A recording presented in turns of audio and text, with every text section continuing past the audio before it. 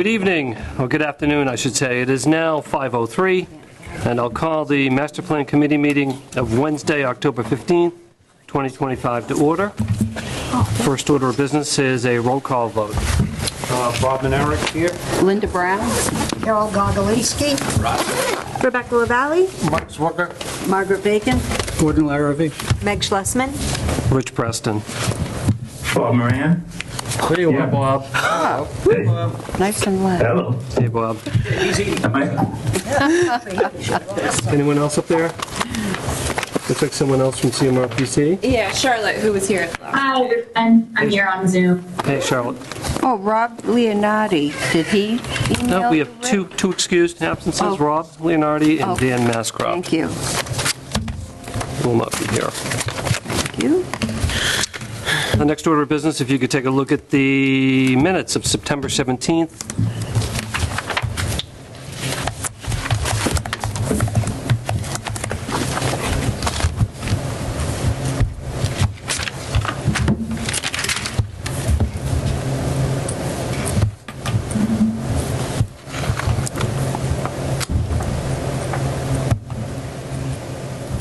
I've got one correction on number 5. First line, last David Vernalia, it's Vernagia. V-E-R. Vern. Yep. A-G. Aglia. Oh, Yeah, thank you. He's our IT guy. yeah. Okay. Thank you.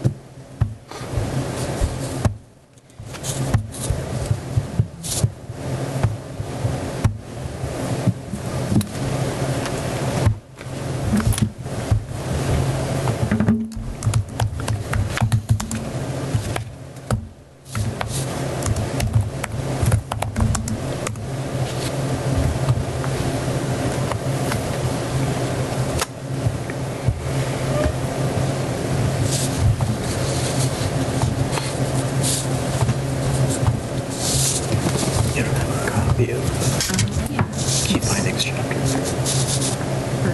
Oh, you do? Yeah. But it's just in here? I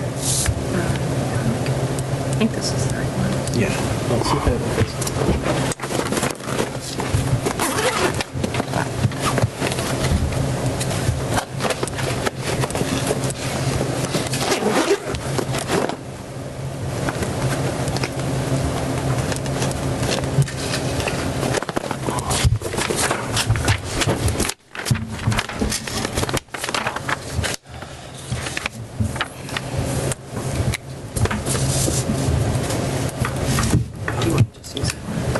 Everyone had a chance to take a peek?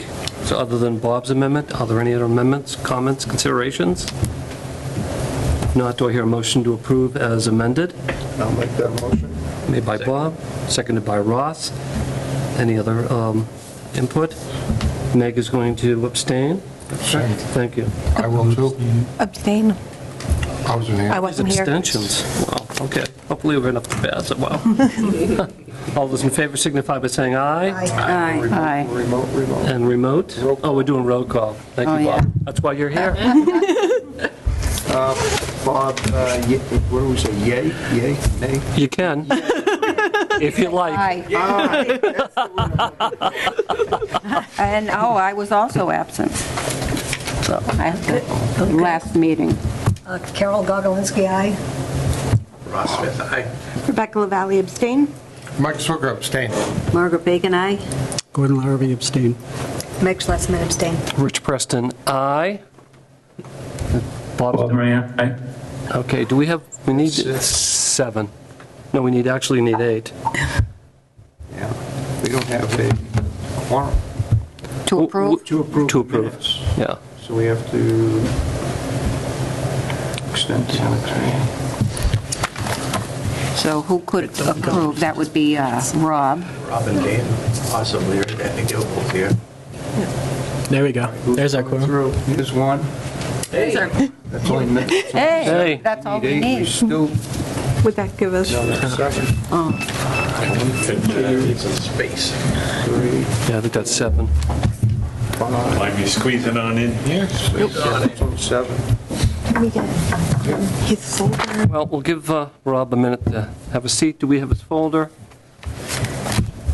If you could take a look at the minutes, tell us what you think. Because we definitely need your vote. Yeah, I think we're still short, Still shy of one. Really? but we'll just give him an opportunity to read them anyway. 6, 7, 8. That should be 8 with Bob, right? 1, 2, abstain. Oh, you're out? 3. I'm sorry, he abstained. I apologize, I was counting him. Well, there's 13. There was 5 of us that were excused. We have 13 members, we need 8. You have to have a majority. Wasn't that? Oh, yeah. Sorry, the audio is a little choppy. Did you hear me? Yep. Agree? We heard you, Bob. Okay, good. Thanks. So we have 13, we need 7. 7. No, you have to have one more. You have to have a majority. 7 and 6 is 13. Yeah, 7. Oh, is it 7? Yeah.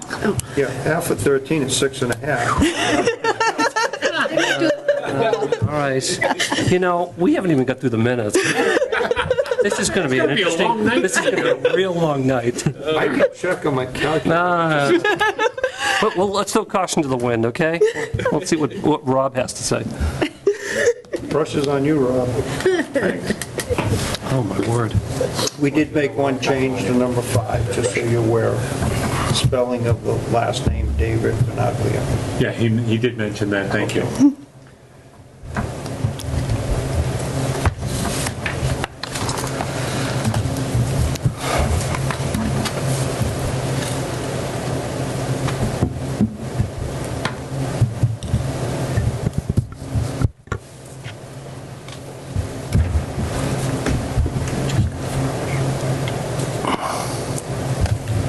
Is a quorum. I vote to 13. approve. Okay. So we have a motion on the table to amend the minutes of September 17th as amended. We have a motion on the table by Bob, seconded by Ross. Any further discussion? All those in favor signify by saying aye. Aye. Those opposed? Oh, God. Sorry. I should have said that. We have to go do roll call. Then. We have to do a roll. Thank you, Rob. Rob even knows. Roll call vote. Bob, aye. Bob and Eric, aye. Carol Gogolinski, aye. Ross Smith, aye. Rob Leonardi, aye. Rebecca LaValle abstain. Mike Zwicker abstained. Margaret Bacon, aye. Gordon Larrabee abstain. Meg Schlesman, abstain. Bob? Bob Moran, aye. Rich Preston, aye. Phew, the motion passes. Now we can actually move on. Thank you. Thank you for your patience. Just vote on just the amendment. Now you got to vote on the minutes. No, we voted them as amended. As As a- amended, yeah. All right. Carol? We want to get out before midnight. You're going to break, Rich. Okay, so I just wanted to mention something briefly in terms of the schedule before we get to you and hold you up any longer, that we are officially 2/3 the way done. We're 16, I hope, I got these numbers right, we are 16 months into a 24-month process. We have 8 to go, and if we're on time, it will be completed by June. So there's hope. Somebody's hope. There's hope. So, also I wanted to mention that the Community Development Director, John Chapman, who's on vacation, will not be joining us this evening. So without further ado, I think I'll pass the torch to Emily and Sam of CMRPC. Yeah, so at the last meeting, we had discussed open space chapter and natural, cultural, and historical resources chapter. We didn't quite get through a lot of the action items, so I invited Charlotte to come back, and Sam is also the chapter author of the open space chapter, so I'm going to let them kind of go through some of the action items so we can kind of pick up where we left off at the end of the last meeting. And then after that, once we're kind of wrapped up, we can go into talking about the economic development chapter. Unfortunately, the chapter author for that chapter, he put the materials together, but he was not able to come tonight, so me and Sam are just going to take his place and do our best to talk about economic development. So, yeah, I'll let you go ahead. I'll share the screen too for Bob. Give me a second.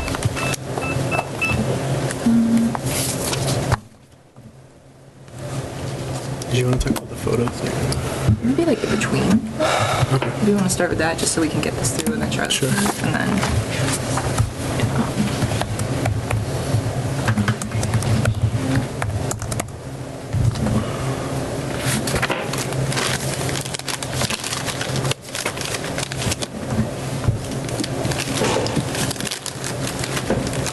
do you want to start just with the first one? Yeah.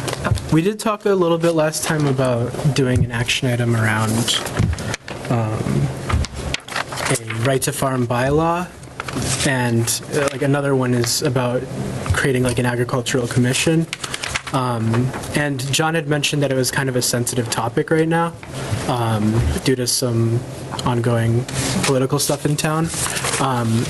But just as like a recommendation for like one that would fit the town at some point in the future, because it is a 10 to 20 year plan, I'm wondering if it would still be considered okay to just like include like a recommendation of like considering a right to farm bylaw at some point in the future. If I could interrupt, at last night's finance committee meeting, two of the people that are putting forth the proposed bylaw at the town meeting in November for accepting a bylaw for the town of Douglas to become a right to farm town, and also talking about forming an agricultural commission.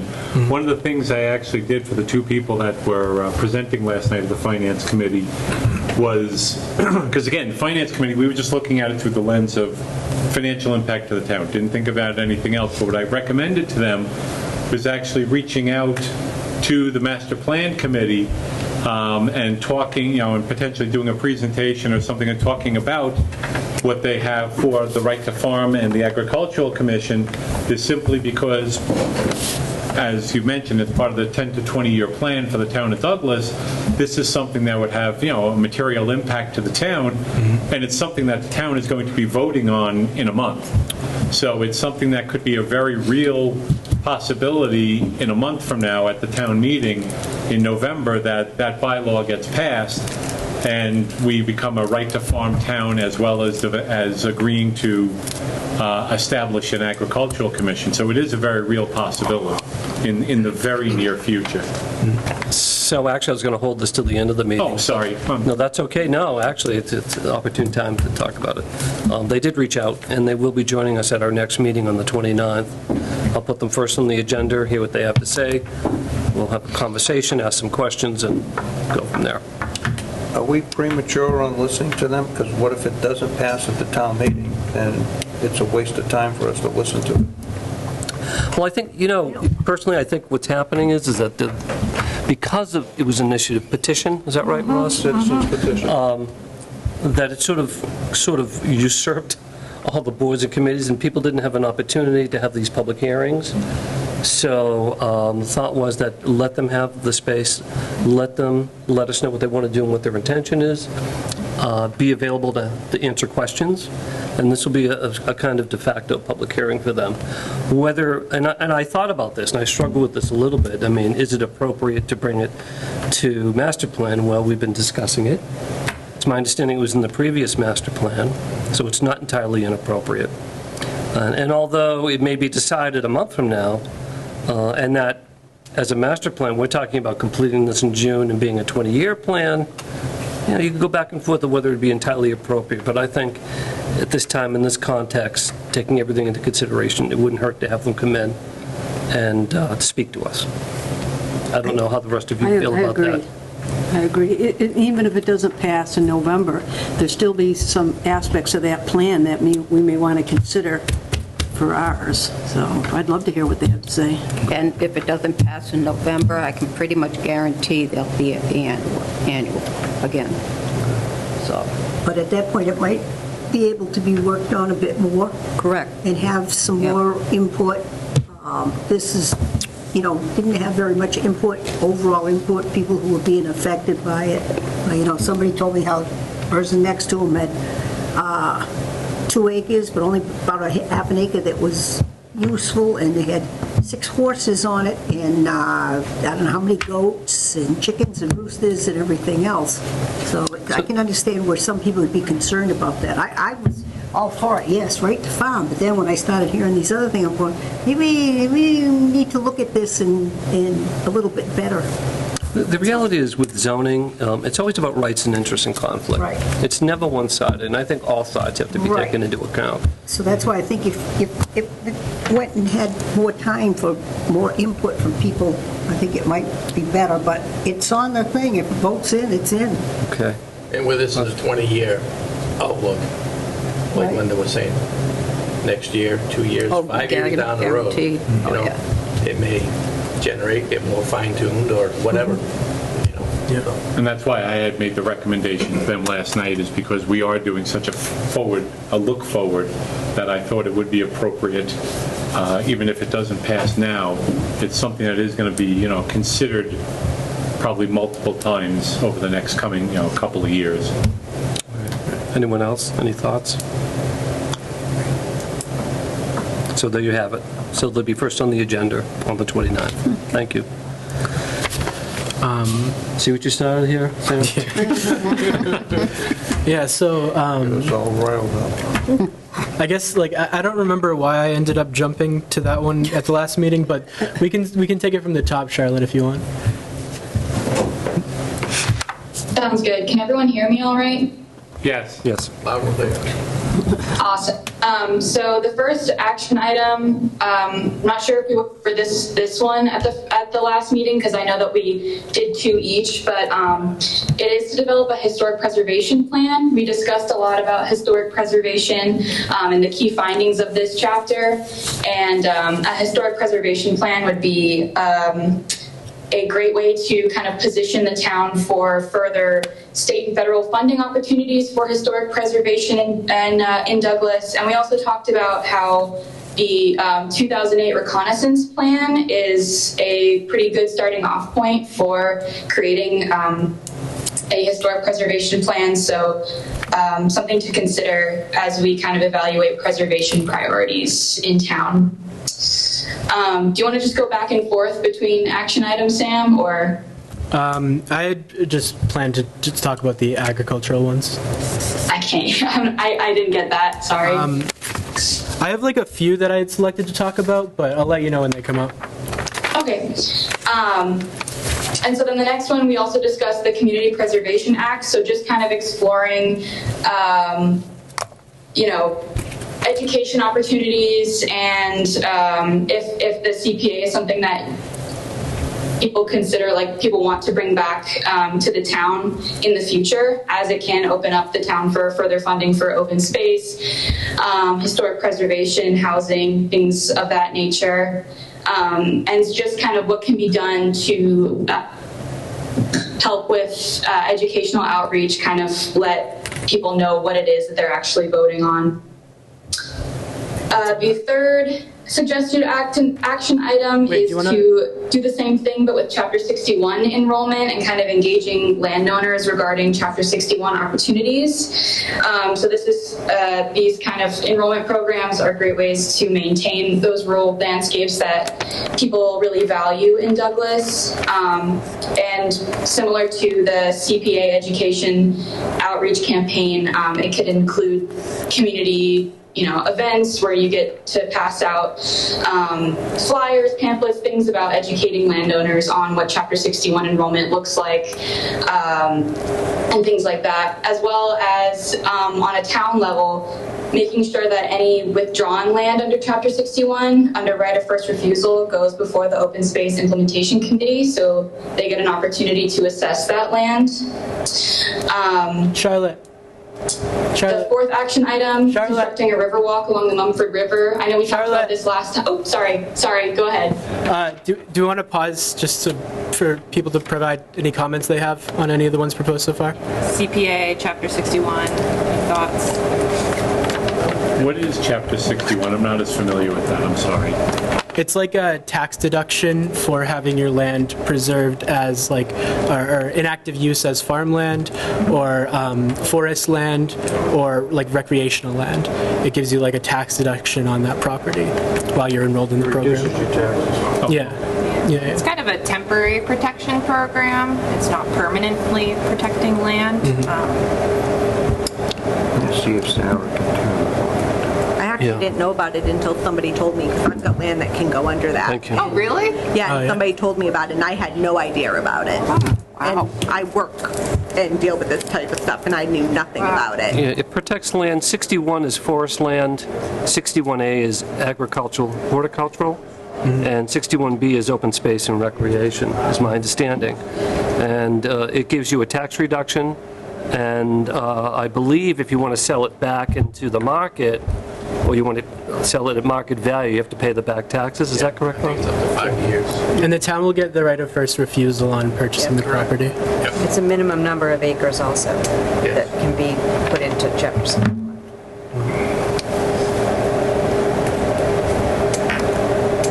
But it's not well-known, that's the problem. Yeah, that's a big part of the problem, yeah. Another big thing is like the towns are usually unprepared to like actually purchase the land when it comes up for first refusal.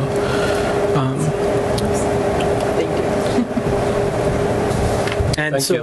like, yeah, having like a solid Chapter 61A like process, like one of the things we'll talk about later is like creating a open space parcel prioritization plan for the town, so that committees are aware of like which properties would be the most valuable to purchase if they do come up for sale. And so we would do like a prioritization analysis looking at like the ecological value of the parcel, or like whether it's connected to other open space land, or just its vicinity to other destinations in town. So like you can have like maybe like forest land like and like hiking trails on it, and then like there would be like maybe just down the street you could access like maybe like somewhere in East Douglas, or like just like a shop or something, or like a bar. So like there's like you're connecting different destinations in town. And so this would just like look at all the parcels in the town and help like the town sort of create like a ranking system for like knowing which ones would be the most value for them to purchase, and get them like prepared, and maybe like reach out to Chapter 61A if it is a Chapter 61 parcel, reaching out to those landowners and like seeing what their plans are for the future of the property. So that was one of our other action items that I just jumped the gun on, but yeah, it's further down the list somewhere. But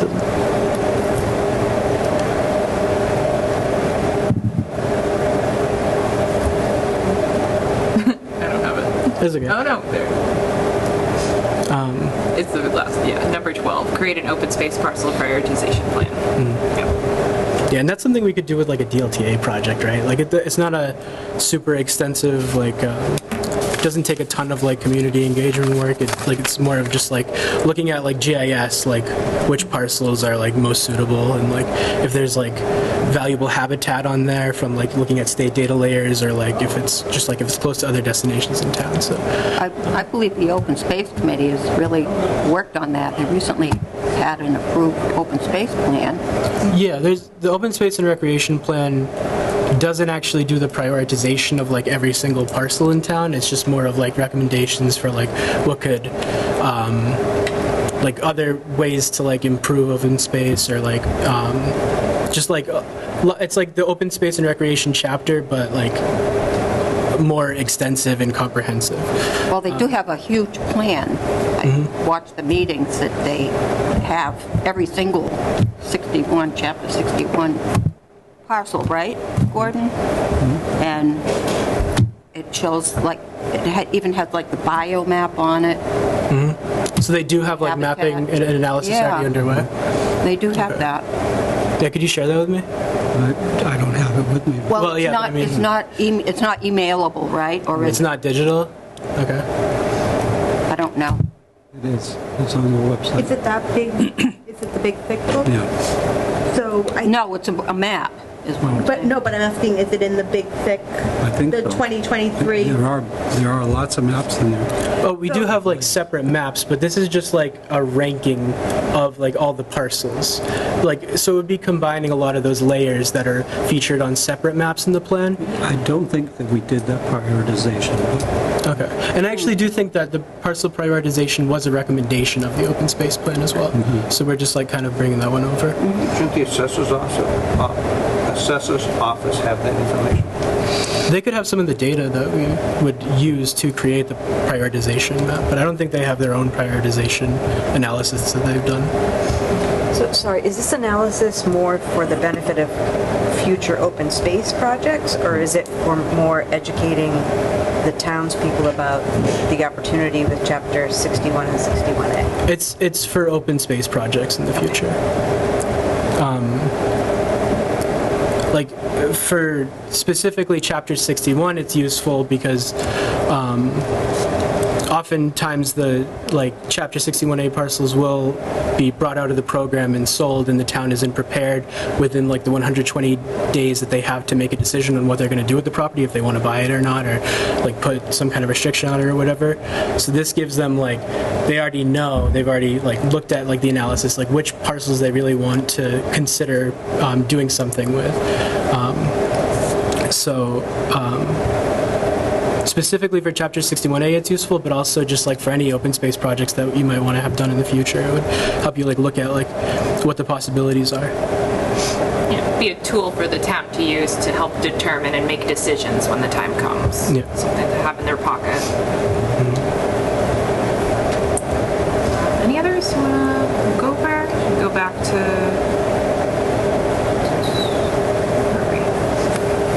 Okay, 61. I feel like we covered that. Riverwalk. I think we've kind of covered Riverwalk, but just having this as a actual action item and called out in the master plan will be really important, especially if the town's going for any, funding applications, things like that, and building local support.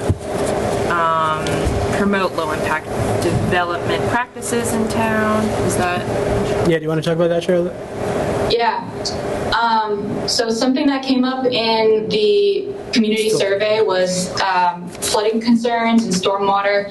So low impact development can actually really help that. So that's permeable pavement, bioswales, rain gardens. If there's municipal demonstration projects that would incorporate low impact development in road reconstruction or public parking lots or the library, things like that, it could potentially set a best practice for developers in town if there's going to be any new development for further low impact development to occur. There can be funding is available through Mass DEP and the MVP program. Can you guys hear me okay? Or is there? It's just too loud right now, so we're looking at ways to turn it down. Okay. You can keep going. Yeah, keep talking. Yeah. Essentially, it's just a great resource for protecting water resources, reducing flooding risks, and boosting any resilience to further climate change impacts in town. That's it. Good on that one? Questions?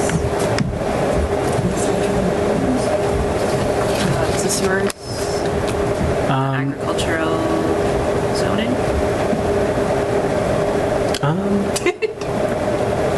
Yeah, Charlie, did you want to talk about this one? I think you wrote this one, didn't you? I'm having a very hard time hearing you. Sorry. Charlie, do you want to talk about this one? I think you wrote it, if I remember correctly.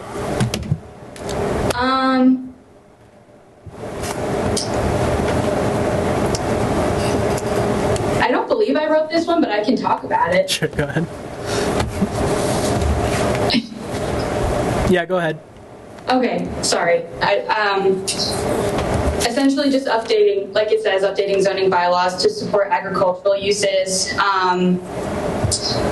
So agroforestry and agrotourism are kind of increasing ways to get people involved in, agricultural activities. And this essentially just involves expanding allowances for accessory farm enterprises. So small scale processing, things like, orchards or cider mills, things like that.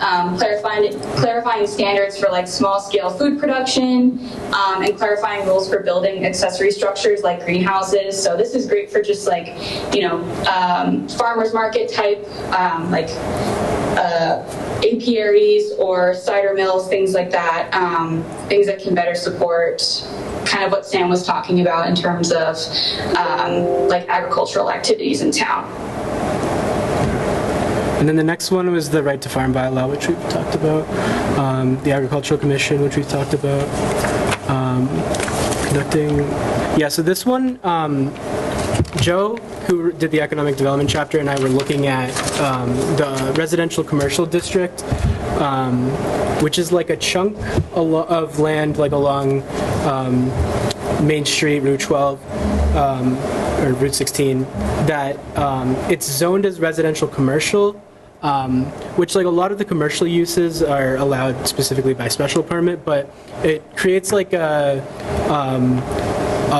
right now it's just like heavily forested and there's just some housing in there, but there's not a lot of like explicit definition as to which potential uses are most desired. It just like gives the possibility that like different types of commercial uses could go in there. It does allow like certain agricultural like farm stands and stuff to go in there by right, but the recommendation is just like to conduct a feasibility study for the potential to use that specific zoning district as like a sort of an ecotourism hub, because it is located like along the way going into the state forest. It's just kind of outside it, and it could create like sort of like a natural gateway into the forest for different types of ecotourism businesses, like outdoor gear or rentals, or like farm to table dining, different types of like recreational activities, like maybe like some like guided tours of like the state forest and stuff. But this would just be like looking at like what kinds of things could go in there, what kinds of things could be zoned for, different types of like design guidelines for the area, to sort of like make it into like kind of like an outdoor hub, because there isn't really anything like that in Douglas currently, but it is like sort of like a potential untapped market that Douglas could capitalize on in the future. So it is kind of an economic development recommendation, but we just thought about talking about it more here. I have a question on that. Is that an RA on Route 16? Rural agriculture? It's the RC2 district, yeah. So it's like near the highway barn? 16 on the left-hand side after you go past the gazebo and you take a right. Okay. There's a whole stretch up there that's RC2. Yeah. So before Wallam Lake Road? No, going on 16 itself, going towards Webster. And is it past Cedar Street, the bridge? Cedar Street, I think, is part of it, yep. And it keeps going past that? Really? Well, after that, you hit the state forest. It's mostly from where Route 16 takes that bend, where 96 goes one way. Yeah. From there on the left-hand side, going up, there's quite a bit of it. On the left-hand side? Yeah. On the left-hand side. Okay. I don't know if there's some on the right-hand side, too, because I know that old sawmill is in it. Yeah, okay, all right. The sawmill Cedar Street. Right, but that's also RC2. That's RC2, that's where it ends. Yeah. You're in RC2, aren't you? Yeah, right. And it's both sides of Route 16? Yes. Okay. Yeah, so this would just be creating like a conceptual plan for that area. Because it already is like, there is commercial development allowed there, but this would just be sort of visioning like what that commercial development could look like and like what would be actually desirable for it in that location. And so I guess we can move on to the next one. Hosting volunteer nights.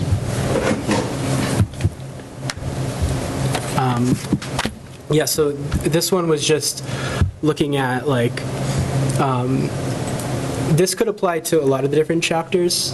It could go in town services, but like, Do you want to just read what it is? yeah, so the action item is to host volunteer nights to introduce residents to various civic engagement opportunities. So something that we've heard before in a lot of different towns is that people like the workshops that we put on for the master plans, and they're like thinking that like maybe we could do something like that, sort of like more of like a party, like a festive sort of thing, to like get people excited about like what kinds of ways they could get more involved in the community. And so like Leicester had suggested like maybe like, because they did their workshop at the Castle Cantina in town, and there was like a cash bar there, so like maybe they could do something like that as well for like volunteers, just to like see like what boards and committees are up to, and like you know, what ways that the residents could go and help out. So this is just like recommending something like that for Douglas. Did that get a lot of support in another town? A lot of... Yeah, so we took, like, that was an action item that we put in the plan, and then we brought that back to, because we had like a second workshop where people could like sort of pick out which action items they liked or disliked, and we had like pie charts that we put in the plan based on the responses from residents at that second workshop, and that was one of the ones that got a lot of support from people. But they didn't actually hold an event like that at They this haven't point. held it yet, no. I just wonder how that would do. You think it would get much of a turnout if the town tried to do something like that? I think people are like, I mean, I'll ask you guys, like, what do you think about it? We need free pizza signs. But you said they had a cash bar, right? Yeah, they did That's have a always cash a lot bar. more Yeah. Do you really want to add alcohol to this mix? Yes. You don't want to get anything to do. Yes. What if we did a volunteer outreach at Oktoberfest? Like, everybody's already there, and there are cash bars, right? Yeah. Maybe we could plan for that for next year. But that would be setting up a lot of extra tables, just for the different boards that and committees that might want to have like volunteers. We had a small booth at last Oktoberfest, not this past one. Yeah. That was to pass off the surveys. Yeah, and that did get a lot of traffic, but This would be more involved, right? yeah, I think it would be more involved because you're going to want to have like more than one table probably for all the different committees that could have volunteers help out with things. Now, wasn't that also one of the reactions, one of the responses when you went to the high school? Was that the high school kids were wanting to find ways that they could potentially get involved with the town? Yeah, they wanted to have like a town staff come to the school to like present updates. Yeah. Or have kind of, like open house style with different tables, just so they could learn how the town operates, get some of their questions answered. Right. Yeah. So I didn't know if that was a way to, try to draw in some engagement, get the kids involved to where they may want to put some pressure on their parents to get involved. Mm-hmm. Do you remember what the count was at the little gathering at the gymnasium for the master plan? I think we had over 60, 70, something like that. It was pretty busy that night, so I think if it is brought about in the right way, I think it would probably draw some attention. And that was doing the townwide mailing, too. Yeah. True. Pizza helps.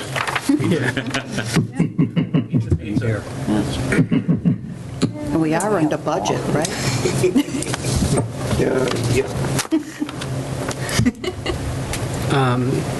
So another part of the, another issue that was kind of vocalized about like the recreation in Douglas was the lack of awareness about like different activities and events and facilities in town even that are available for different recreational opportunities. So what a lot of towns do is they have like a recreation page on their website for residents to stay updated and sign up for things and download trail maps and stuff.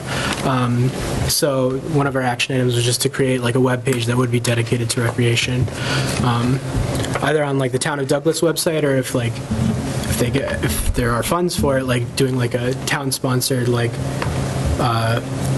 recreational website. A lot of towns seem to have it as like a separate website, just so that it's like easier to do like the sign-ups for events and stuff and pay for things ahead of time, like on the platform. Reserve space for athletic fields. Yeah. Get maps. Any thoughts on that one?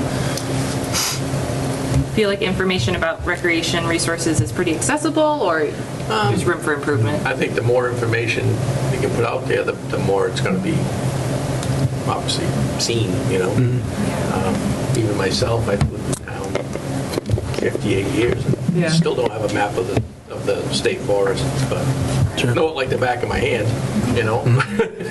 You have to go to the DCR's website, and you can print one out. There's one there. Well, what they're saying is, why shouldn't Douglas have that same map also? Also for all Make it the... available, more available. Yeah. Well, there doesn't seem to be any mapping done of the town-owned trails, like in the town-owned properties. I don't think we have any town-owned trails. No. On the town-owned properties that currently exist, there aren't any trails that are like formal? Not really. The Open Space Committee is trying to cut some trails, but it's in its infancy. So. Okay. We have several we've been working on. Yeah. And we've been creating maps on our own. And those will be forthcoming. But when you think about how big the state forest is and what fantastic trails they have there, it's like, where are people going to go? To some little 10-acre parcel, or where they can go to the state forest and see a beaver dam that's 3/4 of a mile long or something, you know? I think anywhere that's new. Well, that's true. See something different. And we're working on the Mozinski property, for instance, and one of the things we're doing is going out to identify native flora and fauna that they might see and put that in the kiosk so that when they go there, they can see it and they say, well, oh, go look for that, you know? Bring some interest other than just walking, you know? Yeah, that's a good one. You know, I think one of the things that they should do is they should do like Northbridge. Northbridge put a couple of poles, then they could put a banner across the street. And they advertise all different type of things. Everybody pretty much goes through town, they see the banner, and then they go look at something on the website or something. But for the most part, you go about your life, you have no idea anything's even going on. Yeah. I don't know how much it costs to put up a couple of poles for a banner, but I think that even, what was it, the last election? Everybody said, when is election? I don't know. What day is it? I don't know. Yeah, we get it in front of people, you know. Right. We do have the signs, and like you say, a couple of poles with banners. A pole with a banner would be it, but you can't put them Maybe on Bob could help us out with a couple of poles.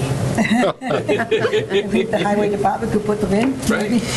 Oktoberfest, Rich and I were working the Jenks for the museum on Main Street. How many times did we get asked when the town meeting was?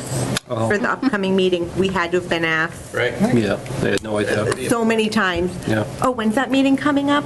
I know there's a meeting, but when is it? Like, that was constantly the question. Yeah, it's on the fire station board. But a lot of people don't go that way. I might drive by that way once a year. But you know, you have to stop, you gotta look while you're driving, when it's on the banner, just a few words on the banner. And I'll tell you what, can't miss it. the fire station is a tough spot. Yeah. Because you're looking at people coming out of the convenience Right. center. Oh, yeah. So you're not looking that way, That's you're on looking number this one. street. And honestly, I don't even know that it needs to go across the street, because where they put the Oktoberfest banner, you don't miss that Oktoberfest banner Yeah, coming down this way. coming down.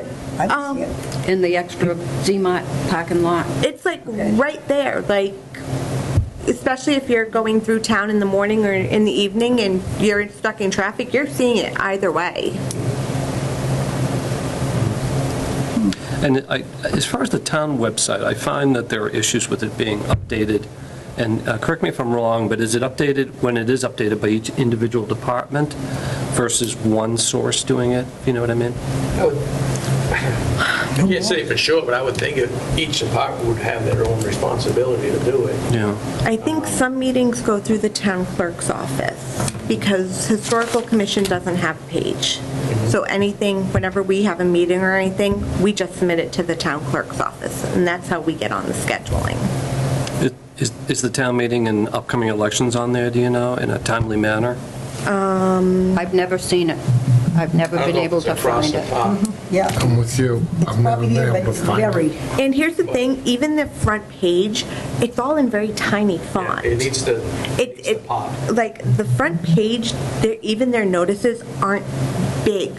Like, the, whatever, the lantern thingy, the new bug we've got. It's there, but it's tiny. It's not like really big. So, newsflash. Notice of tax taking, spotted lanternflies, museum on Main Street, community electricity aggregation are the 4 things that are listed. If we go to the calendar, It only shows October, because that's the current month. You'd have to go into the calendars, into November, and if you go to the 17th, special town meeting is listed, but you've got to... So you've really got to find it. But You've got to know what you're looking for. You need to know it's the 17th. Like, I need, and I knew where to go because I know how to navigate the website. It should be on the front page. Right. I mean, come on. It's a month away. None of that. Last time meeting, how many people showed up? 60? We think you know. Wait, hold on. You know exactly how many. And that was actually, I want to say, Back in May? meeting was higher. Maybe. Okay, so here we go. 178, no, was it 178? 80 voters attended the town meeting, and 408 voted in the annual meeting. And how many registered voters? We have 7,892 registered voters, and just so people have an idea, 5,873 of those voted in the 2024 election. There's a really cool display with beads and jars at the library if anybody's curious. Thanks, Yvonne. Well, you know, it is true about the calendar. I've gone to many other town That's awesome. websites, that's part of my job. Love it. In some towns, they have a calendar right on the front page, because sometimes you really have to search to find out when a meeting is. You know, whereas some towns, they have it all on the front page, you know, and the calendar, and then at each date, they list the meetings. Well, I mean, ours does, but it's small, and they're on the side, and it's only X number of events. And you gotta go look for it. That are on the front If you went to page. the Town of Douglas page, I think it was, like what Margaret said, if you went to the Town of Douglas where it lists government and this and that, if it was on that page. That's correct. You don't have to go Click on it searching. right there. There you go. Yeah, like, It's so there. So this is the front page. And so there's the newsflash and there's the calendar, but it only shows October and it only gives a few of the events on the side. You've got to click through the other events to find out what Too it much is. work. Yeah. Too much work.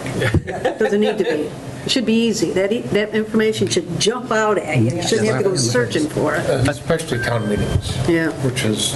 Should be in bold. That and elections. Yeah. Those are the two, I would think, priorities. So that's more of a website design, issue. Well, it's a suggestion from the... Sounds like a steering- senior's capstone project to me. So Here we go. Museum on Main Street, we actually did a survey, and we asked about different things about local government, and one thing that came up consistently was website and getting information out. People hate that we do not have a good website. They hate that information is not easy to find. That consistently came up on the the people that filled out the surveys. I believe the towns that have the most successful websites have a website administrator. And that's all they do. I know, I worked in the town, I don't mind telling you, Belmont. They had a school side and a town side, and they had one person that did it all. Yeah. And they did a wonderful job. And I also think clean websites. I think ours is almost too complicated. Sometimes simple is better. Yes. You got a couple of free pizza buttons. You are. Back to pizza. You're gonna click on it. It's gonna be free pizza. We can solve everything with pizza. That's right. Yeah, we could push the tunnel thing in there, Ron. Right? One could be a tunnel, one could be a town meeting. One could be a banner. Thanks, Rich. But we digress. Sorry. Yeah, I think we Actually, it's good conversation, though. I think we covered it all. So we got to the last of the Action items. action items that we have listed so far, and we created like a list of. Oh, I don't have that on.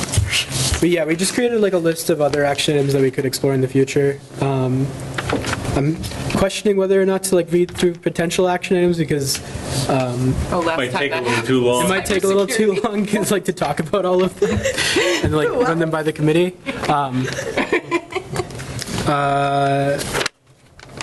Should I do Just go through the list. Okay. I think, yeah. So one is like going to be talking about like getting like the different dams, culverts, and bridges like actually evaluated for like their physical integrity in town. So something like an MVP grant could fund that. Another potential recommendation is what's called form-based codes, which is like traditional zoning focuses on like how the land is, and this is something do you want to say this for the land use chapter? I guess we could talk about it now.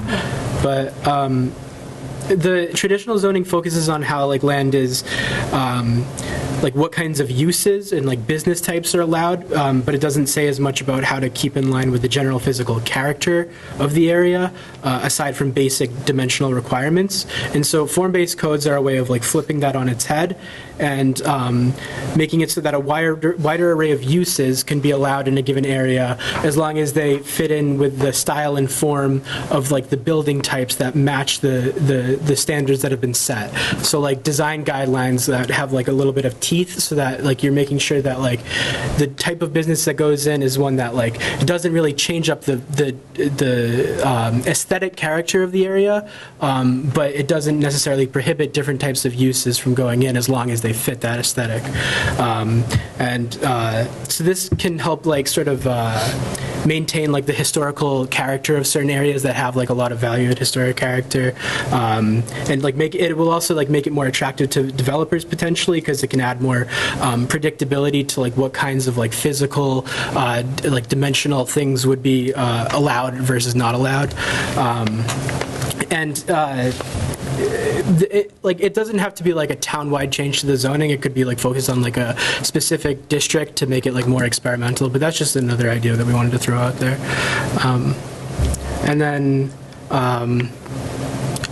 Do you guys have any comments on that, or? Okay. But then, so another, this is a much simpler recommendation, having like service learning projects with the schools, so like exploring more ways of like getting like students involved in different types of activities, to like maybe like help with, like do like some kind of like beautification project for the town center, or like putting in benches or something. Another thing would be like looking at like more opportunities for like neighborhood scale recreation in pocket parks in different like neighborhoods in town, for like giving it so like if there's like a high density residential area, instead of having to go all the way to the downtown, they could have like more recreational things that they could do, like maybe just like setting up a trail near existing like denser areas. Another thing was updating the ADA plan, because I think the most recent one was in 2011, but that's just looking at like making sure that municipally owned facilities are abiding by like different ADA requirements. Another one was like would just be like looking at like what the next steps are for a new community center.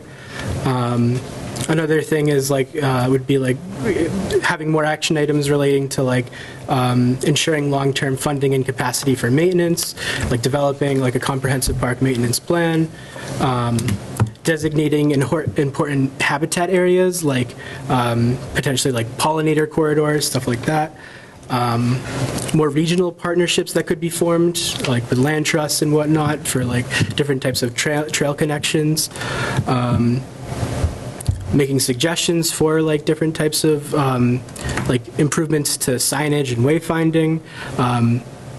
Updating the town's historic places inventory. So Rebecca's been doing a lot of this, but maybe looking at ways to fund more work in that arena. Educating landowners about protection options, like Chapter 61, which we talked about. Exploring different opportunities for adaptive reuse of buildings, like the old fire station. So like renovations to that, and like what could like potentially be set up around there. I think that's we can move on from now. Yeah. Expanding public access to water-based recreation was another big one. And then like, yeah. But yeah. We can move on to economic development, I guess. Cool. All right. Unless we have any more questions for Charlotte, I'm gonna let her go. Thank you, Charlotte. Thanks, Charlotte. Thank you.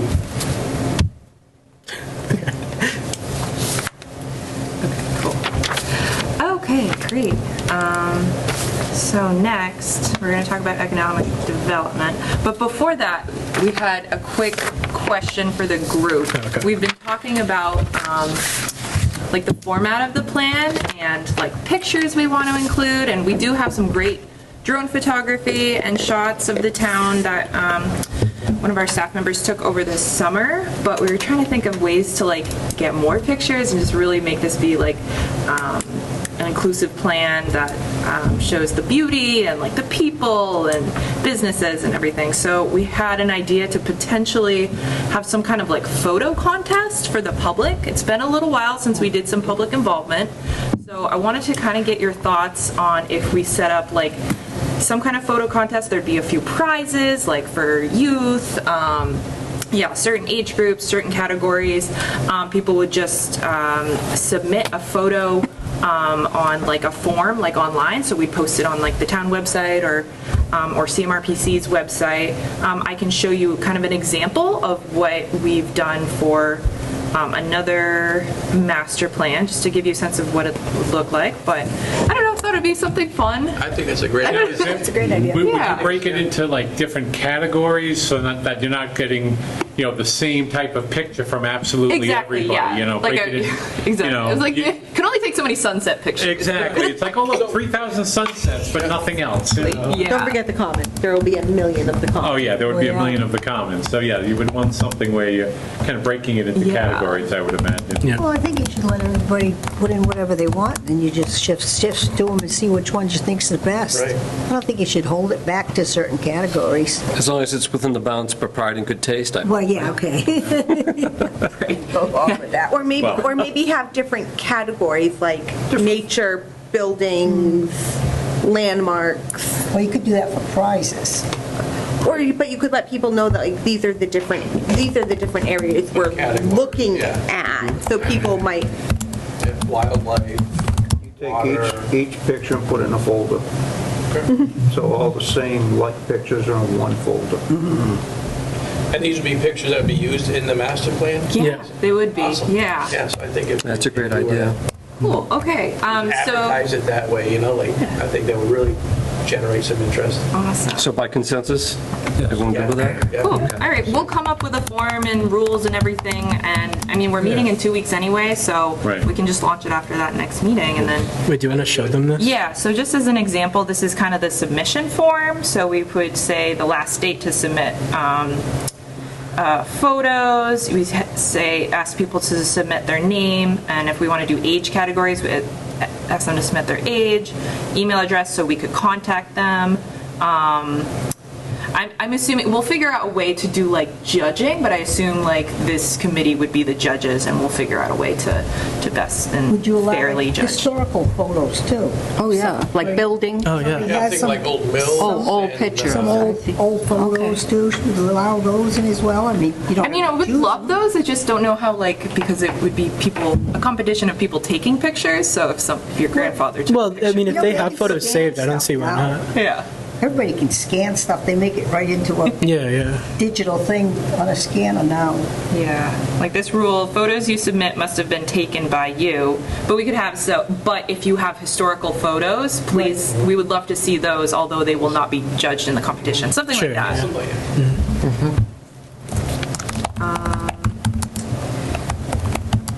You may submit a maximum of 10 photos.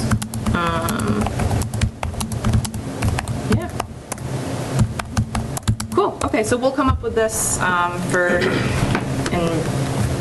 the next meeting. We're thinking like categories based on the type of photo or the age. How many photos are you trying to gather? How many photos will be needed? Then go from that point. That'll determine how you narrow your field down as far as what you're really looking for. If you need just 10 photos, then okay, you kind of narrow your field. If you're looking for 2 pages worth of photos that you're going to crop and put into a book, then that opens up a broader opportunity for other photos. That's what I think you have to figure out first, is how many you really need. And if you don't want all sunsets, I would definitely also do like what category or what topic you're looking. I would name different topics just to avoid getting all the same photo. The other thing is, like, at the next meeting, between now and 2 weeks from now, there probably are going to be a lot of leaves falling. So we might want to like, do we want to wait to decide on exactly what all this should look like at the next meeting to bring it before the committee again? Or should we just like take this input now and like put it all together for like tomorrow to get more people time to take pictures before the leaves fall? Well, we give people more time, but like I say, with the autumn colors, people are gonna have pictures on their phone. Yeah, you can submit something there. A week or so ago. Yeah, or, sure. You know, so they will have. I don't think we should suggest what they do, because that way you narrow it. There's some people who might have some great ideas that aren't even on our suggestion. I think we should just let them do whatever they think and get some great new ideas. No pictures from the cash bar. How many photos were used in this community? Do you know? This plan they're still working on, but I would say, so the most recent plan we finished was for Leicester, and like, I mean, there's a photo on like every page for that plan, even if it's like small. Right, so how many pages are there? 200? Yeah, something like so that. you're looking for a real broad number. So if we get a lot of submissions, we could easily include them. And maybe like the winner could be like on the cover page or something. Say that. Yeah, it's still Well, the other thing too that you could produce is a movie. And it's pretty easy to do that. You throw a little music in and put the pictures in and sit there and just watch it on your computer for 10 or 15 minutes, just of all different pictures of Douglas. Doesn't necessarily have to go into a master plan, but it'd be a great thing just for people just to click in. You want to see Douglas, and there you have one. Separate prizes for a movie. And put everybody's pictures in there. Come up with something that's really nice. I like that. Okay, cool. All right, we'll come up with something for, I mean, I guess, yeah, it'll be, because I want them to vote on it. Yeah. I think for the next. We'll vote on the pictures, I guess, that go into the master plan book, but the slideshow could include it. Right. Yeah, it could be everyone. Yeah, right. Yeah, we can throw one together Yeah, really quickly and too. if we have another, workshop, once the plan's all together, we could have it like playing in the background or something. Yeah. Yeah, okay, That's cool. true, too. I like it, awesome. And we'll come up with some prizes too, I guess. They do it I wakes. think that's fine. Yeah, exactly. Wax. That's what they do. We got dark. Play happy music with the Legacy. Oh, no. Rest in peace, Douglas. Yeah.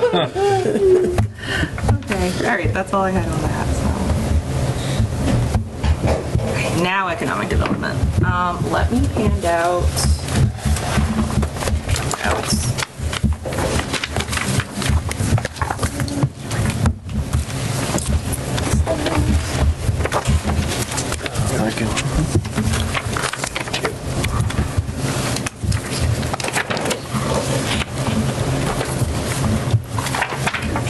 Thank you, Harley.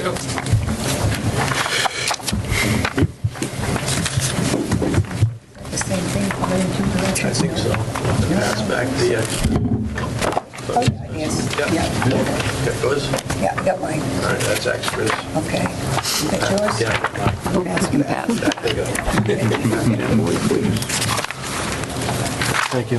Joe, you still have time to show up? Thank you. Thank you.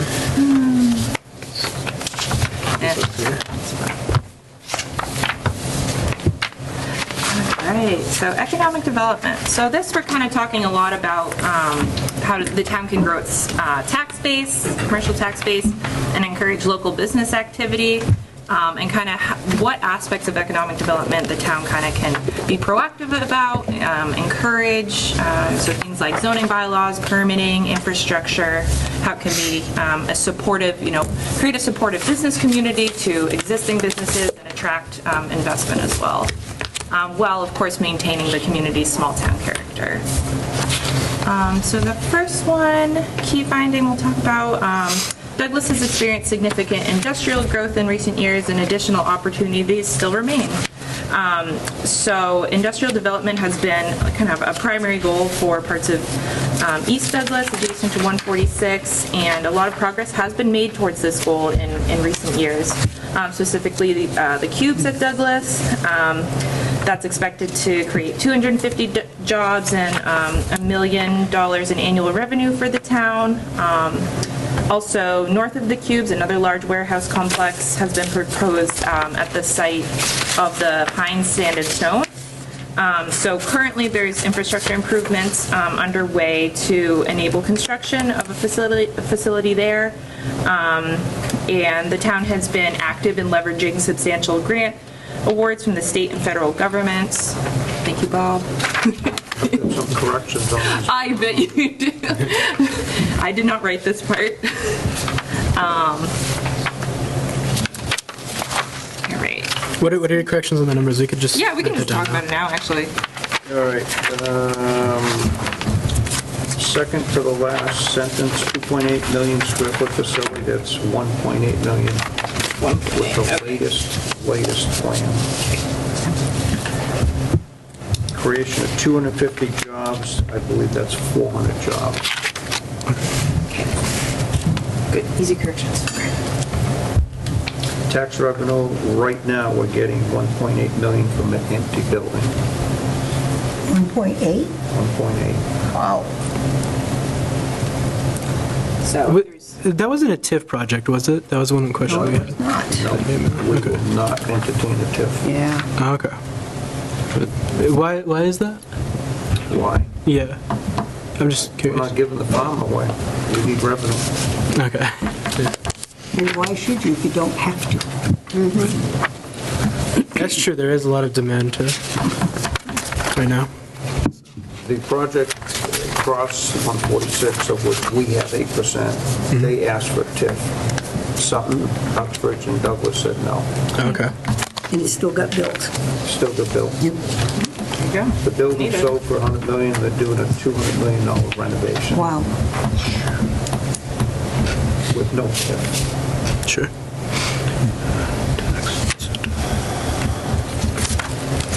Okay. Let's see what corrections are on the next page. Okay, so page 2, there's additional land with development potential in East Douglas, including land that's zoned commercial on Goodloe Street and land that's zoned industry on Davis Street. There's some access to water and sewer. Yeah, the one on Davis Street is subject to limitations by wetlands and steep contours, but the town's continuing to explore and pursue leads for the development of these areas. Ledge is a biggie over there. Yeah, that's a big factor. Oh, yeah.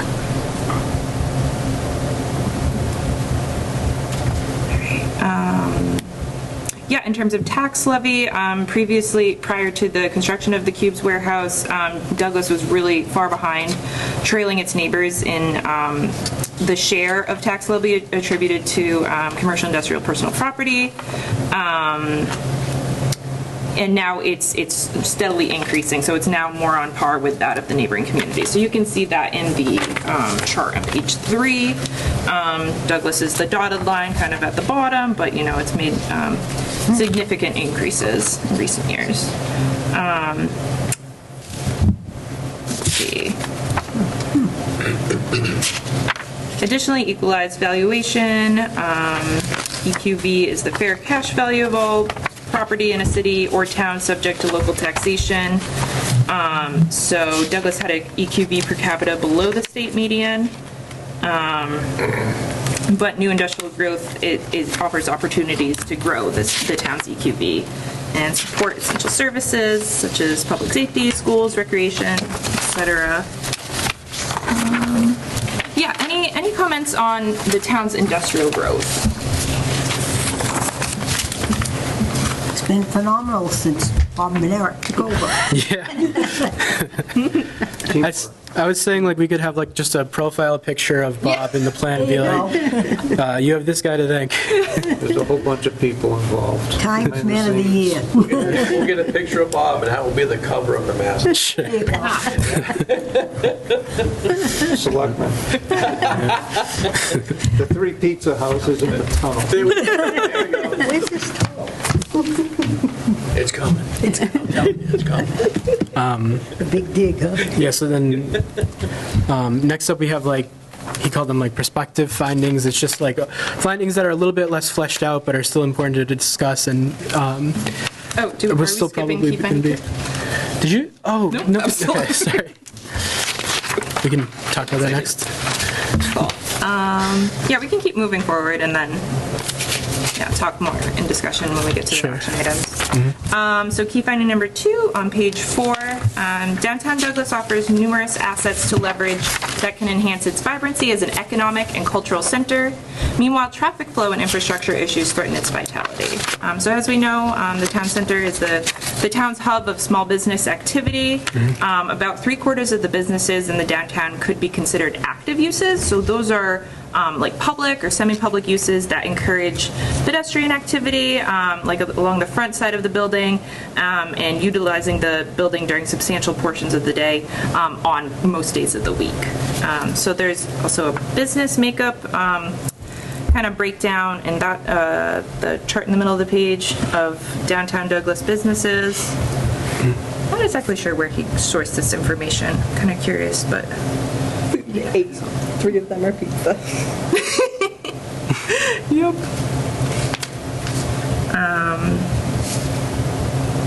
Yep, downtown is also host to Douglas's Oktoberfest, as we all know, which draws in Douglas residents as well as many visitors from surrounding towns. The downtown resembles a traditional main street with wide sidewalks and a consistent street front, which is really a strength of that Douglas offers, especially in an era where competition from malls and shopping plazas and purchasing online, Amazon, etc. The downtown, it really offers a unique experience that is curated by the physical assets like the sidewalk, etc. So that's really an advantage that the town can leverage. He lists additional assets in the downtown as well, the library, apartment buildings, the schools. Having things like these concentrated in the downtown will attract residents and visitors to the area and provide a potential customer base for local businesses, along with natural assets. So, you have the Mumford River. That presents an opportunity if there's a river walk there to attract visitors to downtown. And just noting that this was a huge kind of positive interest based on survey results to create a river walk. Let's see. Emily, one correction. Go ahead. Soldier Field, there's an S. Oh, Soldier. Yep. Got it. Like soldiers plural or soldier apostrophe S? Soldiers plural. No apostrophe.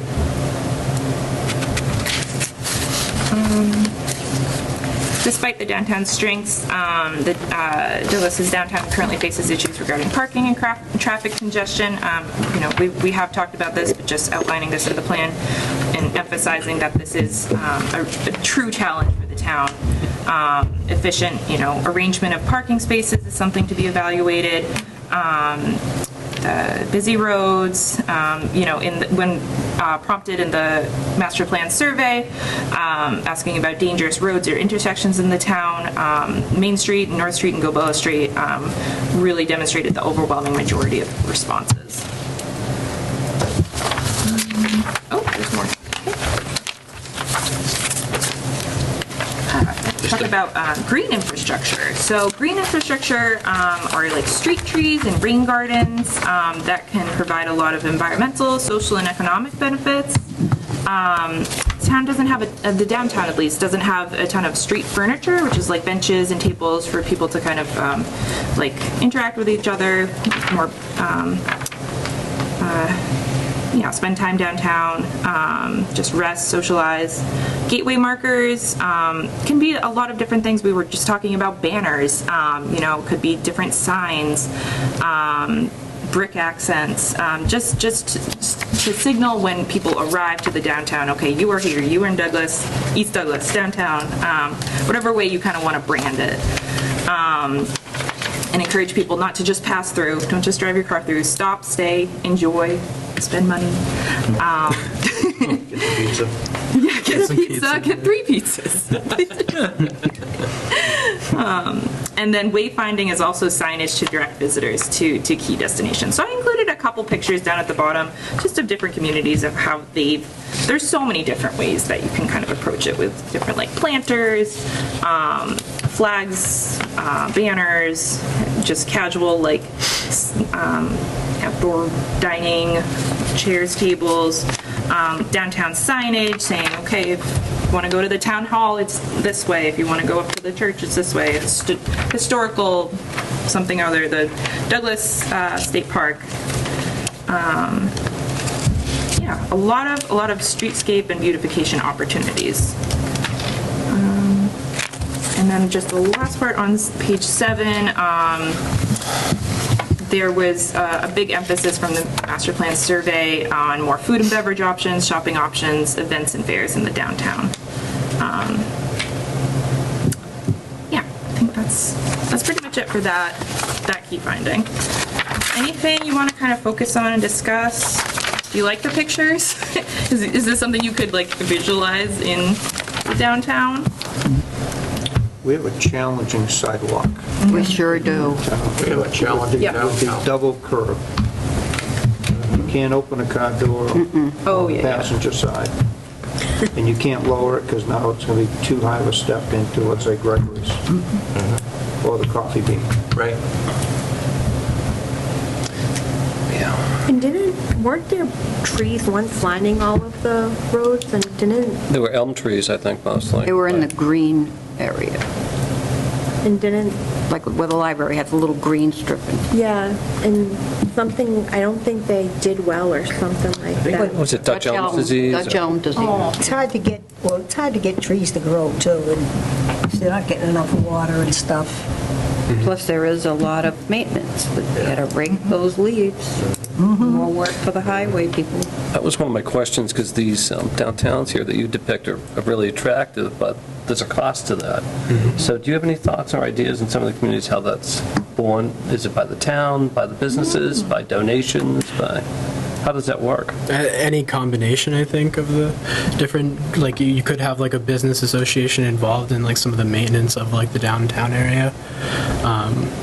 But it also could be like partially funded as part of like the DPW budget or whatever. Because I know the water trough in front of the church, that's somebody does that. Yeah. Nice job. Of their own choice. And the planters, I believe, that are put out in the summer, if somebody else chooses to do those on their own. Like, Yeah, they didn't do them this year. But I mean, anytime something like that's done, it's done by a volunteer choosing to do it and doing the upkeep. It's not done through the town. Yeah, I've definitely heard of communities having like a beautification committee or something, just volunteers who spend their time. Something's going on in Oxford, because you go through there, they have beautiful flowers. Every morning at 6:30, I see her out there, the town, the DPW truck, and she waters and takes care of all that throughout the whole Main Street area. So it's a DPW? In the summertime, pretty much I see it every day. Oh, wow. Yep, and that's all done through the DPW. Beautiful. Yeah, Oxford also has a 120-foot road layout through the center of town. Correct. Well, the question came up, was a volunteer a town? And I said, that's DPW. Just to touch on the Riverwalk, where it was a big hit, on the proposed warrant for the town meeting is the vote for acceptance of the donation of land. A gentleman's donating the property.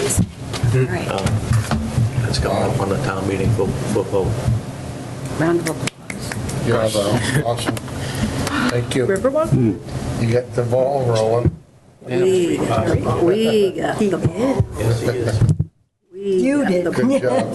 With his Cover. So Margaret, Carol, and Bob are largely responsible for any success. Wow, great. I think mostly we have to thank the landowner. Yeah. Yes. And who's willing to donate his property. Oh, that is awesome. It's an exciting project, it really is. It's a step, anyway. Hopefully it'll... Something will Sure come it'll to be accepted fruition. with it. First step is get. Yeah. Oh, that is awesome.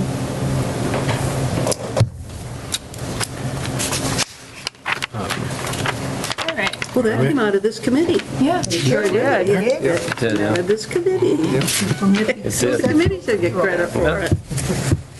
Besides the landowner, Mr. Jackman. It's from those expanded conversations we have. Yeah. That's where the gold lies. Always. Sometimes when we get off track, it pays off. Yeah, so the first of these findings is kind of 2 in 1 because the issues were related. But there is, Joe noted that there's like limited downtown programming beyond like the Oktoberfest and like activities put on by like the library. And he's attributing it to like sort of a limited connectivity between businesses. And by this we mean like there could be like the creation of a new business association potentially, which could like provide opportunities for more networking, advocacy of business interests in the downtown or beyond the downtown, joint marketing, guides to support businesses starting out in town, like just business technical assistance. They could be involved in like running or sponsoring like town events like in the downtown. And like there is a regional chamber of commerce that could take on like some of this stuff, but towns can also still like benefit from having like local business associations to take on some of the business support services. Apparently the Economic Development Committee has been inactive, but it seems to be like it just got a quorum is what we heard. So there is some opportunity there. Verification on the third member. I did. I did my part. Oh, and your part, one of the, you, Carol, and Who's the third one? Steve Grogan. Steve Grogan. We never got confirmation from him. He's number 3. You know, one of the things too, you talk about a downtown or, owners association or the business people. Maybe we have to take the initiative to get these people together. Yeah. We say we have a pizza party or something, maybe we need, maybe we need Bring a to bunch of pizza houses. invite them over and have a little something. We could have a pizza contest. And see if we can convince them to get involved and maybe, they could start their own little committee and do things, if they all work together, put some flowers in front of their place or whatever, But if you don't reach out to them, they're not outreaching out to each other. Right. They don't meet up with each other. Some maybe don't even know each other. Yeah, I think I talked to Joe about potentially interviewing some of the business owners. So is there any questions you think we should kind of focus on? Like, would they be interested in having some kind of committee or be interested in getting together with other people who run businesses here on the main street. Well, like that big building where Vistos. What would they like to see? Right. Yeah, What would they beautiful like? flowers. what would help them generate business? Flower boxes. And they have to keep that building beautiful. Yeah. I'd love to hear their feedback. Yeah, they're definitely a critical part of this plan. So reach out. Also, if anyone has any contact information of them. This is where they Not to say all the businesses in town. was looking. Yeah, just the main street. Signage perspective. Yeah, is there any funds left? The different state's things, spent everything already. direct That's the problem. Yeah. We're as well. hurt. I think all grants have been on hold. Yeah. And yes, one last thing we included here was just that a lot of survey respondents indicated a desire to see more community events in downtown, and that would be one of the main things that draws them into the area. I noticed that Shutdown Main Street is on there. That becomes a cluster, for Oktoberfest, that becomes a cluster. Trying to do that more than once a year, no way, no. Very expensive. That's a highway to do. Yeah. The public safety. Once a year is more than enough of shutting down Main Street. It's already impressive that you do that. They have the winter stroll. They had the winter stroll. But they don't shut down Main They Street. don't shut down Main Street.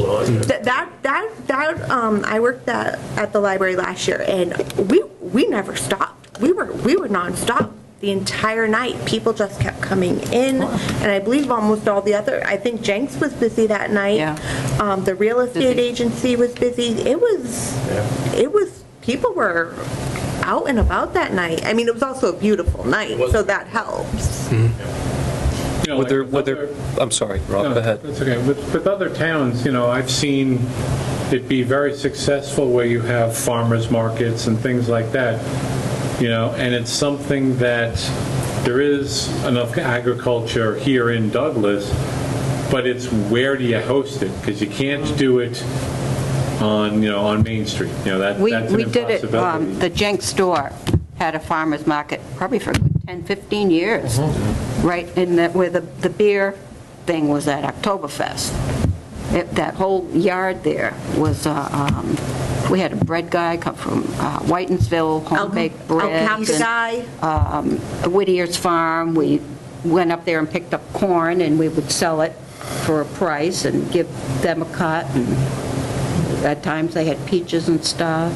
And it was all vegetables. It wasn't craft stuff like Right. No, I'm saying a farmer's market, you know, is more food related. And then it moved up to the Douglas Orchard. Oh, okay. But I don't even know if they have it anymore. They don't. We should do it on Gilboa, in that big parking lot. I had actually thought about the VFW hall with this parking out back, and you can have all your farmers or vendors or whatever you want to call them out front, because even the grass goes down. Either location, that parking lot or stuff. Well, I had thought about that, but I kind the other one's not. Yeah. got the kibosh downtown. Yeah, the only thing with Jenks store was there was really no parking. Right. Very- And you're talking right across from the mill? Yeah. Yeah, that whole area right there, and you're right on the river. Yep. The VFW hall has an athletic field too, right? Yeah, It's way in the back, though. Soccer fields. But there's parking right behind the hall, and it's Yeah. centrally located. I mean, Gilboa would be another good spot. Yeah. That's a bit smaller though, right? The parking lot isn't that big there, is it? What, across from the mill? Yeah. Oh, yeah. That's pretty big. Okay. That's big. Optical illusion. What about Soldier's Field? Wouldn't that work? Well, you want something that's central, you know, right on the highway. Or if the kids are using it, go there. Yeah, Little League, or who knows what's going on. I always thought that the VFW would be. I think you've got a good idea. And what I like about the VFW as opposed to Gilboa is it's green. And you know, The one thing I hate about the mill parking lot is even though it's right on the water, it's asphalt. There's no tree cover, there's no shade. Like, That's why Smashburger is always in the very Well, corner well, there I was whenever I like- go by, because they're trying to get any shade they can. we go to pick up burgers and then we go home to eat. There's no, you know, you wouldn't So- even like set up there to eat something. there's even something historical about up at the VFW across the street. Used to be a general store. And it was, I think it was Church's grandfather. Yeah, I think Charlie did that, he told me one time. Yeah. Yeah. So it's kind of got a little historical bite to it also. But yeah, I do actually like the idea. I never thought of the VFW. And you know what? If they bring those little tents, they can stake them in because it's ground, it's not paved. Yeah. Yeah, that sounds like. There's quite a bit of space back there. It's It is. deceiving. Yeah. Yeah, we used to play soccer back there. I'll get a picture of that. And you this wouldn't have to weekend. go all the way back. Yeah, I mean, you can park right behind the building. That'll can accommodate. Do I bet they, you get 30 cars in there easily. Yeah. do they You know, play and soccer people in the are gonna morning? come into it. But it wouldn't even interfere with that. They have to, the parking for the soccer is way back, unless there's a tournament. If there's a tournament, then Okay. you'd know that in Then they have advance. to buy Right, you one could or just two coordinate before that. they pass. Is that something we can add in there somewhere as a reminder that base if there's a the tournament. VFW is a site? That's true. Now, You're familiar with question, that? with it being town property, what would happen? So I know one of the problems when they tried to do the farmer's market at Jenks' store was the insurance. What happens with insurance? That's. It was an insurance problem? They tried to as restart the farmer's farmer's market this year, but it wasn't the Jenks store that was doing it. It was a separate Oh, entity. that's right. So the So entity would have insurance to- became a factor. Right. That it Well, if the wasn't. town sponsored the farmer's market, then it would be fine for the town. If the town The was, town did. if the town sponsored it. On their own property. I can ask some questions. Yeah, that's good. And But I'm just, I think the town has an umbrella policy, don't they, Ross, for liability? Or? There is, because that's how the EFS was covered. as with everything, there's fine print, Yeah. you know, so. But all these functions on the gazebo, then they have to provide their own insurance? Depending on what the function is, who's putting it on, again, It's a separate Like the- entity. like the- They're yeah. like the getting permission to use the property, whereas we're preservation inviting them committee has in. their own insurance. You know, so if they're out there, I'm sure it happened. That Hummingbird Festival, was at a They selectment had their- meeting yeah, when they they discussed covered their that, and you own, yeah. guys said you did your own insurance? So with EFS, because it was the library and the rec commission, I think the town covered Yes. the insurance on that one because it was done by two town entities. So, yeah, it, So that means we have to form a farmer's market committee. Well, that was one of the things they were talking about last night, is that an agricultural commission, if an agricultural commission were to be founded, that's one of the things that they could, That's a possibility. that they could oversee, would be, a farmer's market. And then that would be a way to actually generate some revenue for the town, because if it was a town committee and people are paying to participate, then that was it would be some they're paying potential. rent to the town for renting the booth. Exactly, that it's, it's a small potential revenue generator for the town.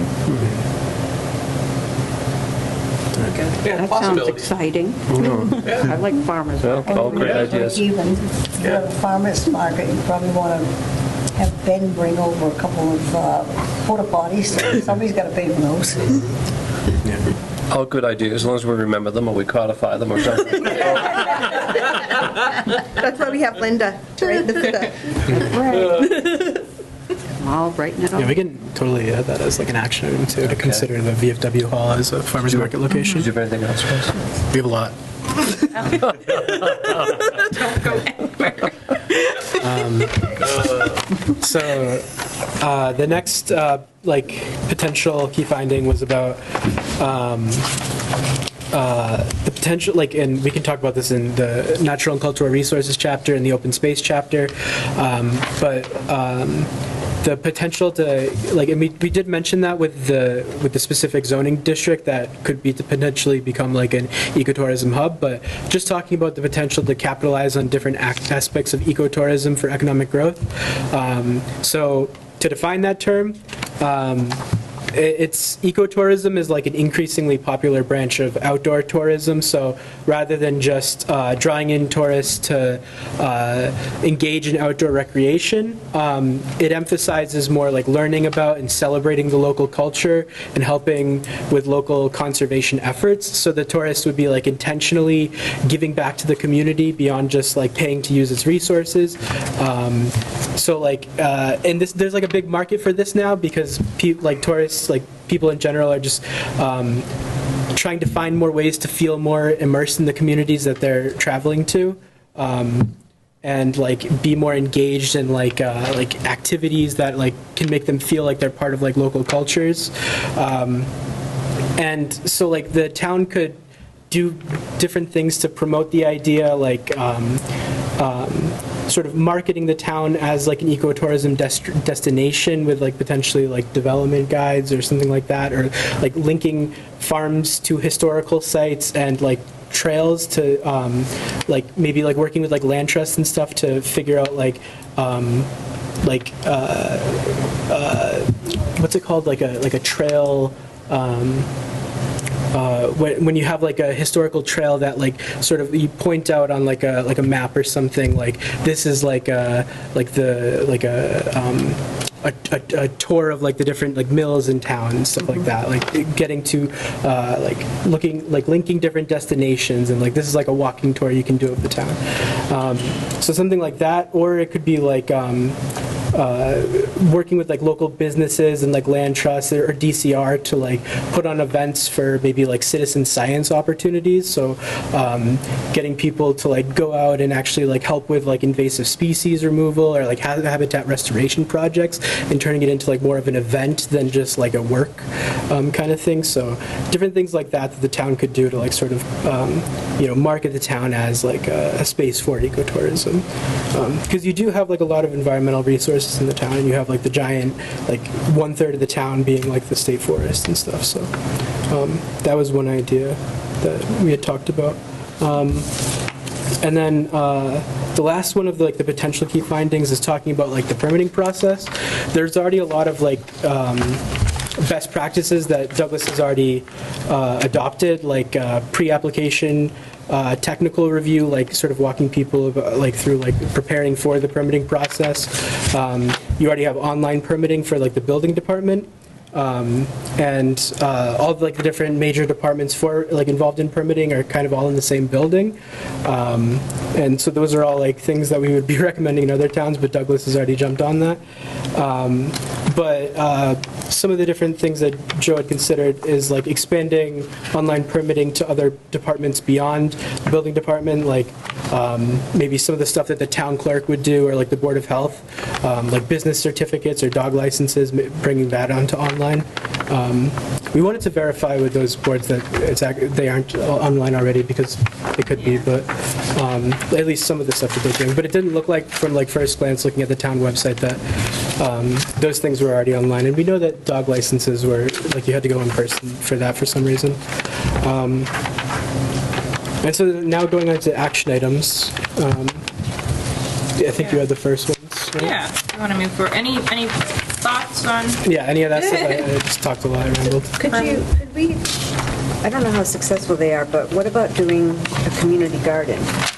Yeah, that would be ecotourism. Mm-hmm. And you had talked about interest in like doing something like that on the on parts of the common. Mm-hmm. Native. Thank you. Native plants. Great. Mm-hmm. You got to have a big piece of town property, Yeah. which we do not have, Good soil, with good soil.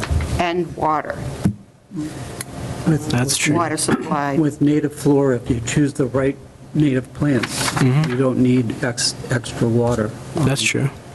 Well, she's talking community garden, like people would have their own As far as the vegetable garden. vegetable garden. Yeah, vegetables. Didn't we just have one that, We did, but it failed miserably, I guess. The soil was tough. Didn't they have some on the sides of the library? Didn't they have some on the side of the library at one point? I doubt it. what was the Maybe- last one, the dump? No, with where the mobile pipeline. Where the mobile Yeah, pipeline was? right in there. But I thought the ones at the library were not in the ground, they were in the, Planters? yeah. well, that's not a bunch of people getting plots, putting in their own vegetables. But they had done like a small version of a community I don't garden know. at one point.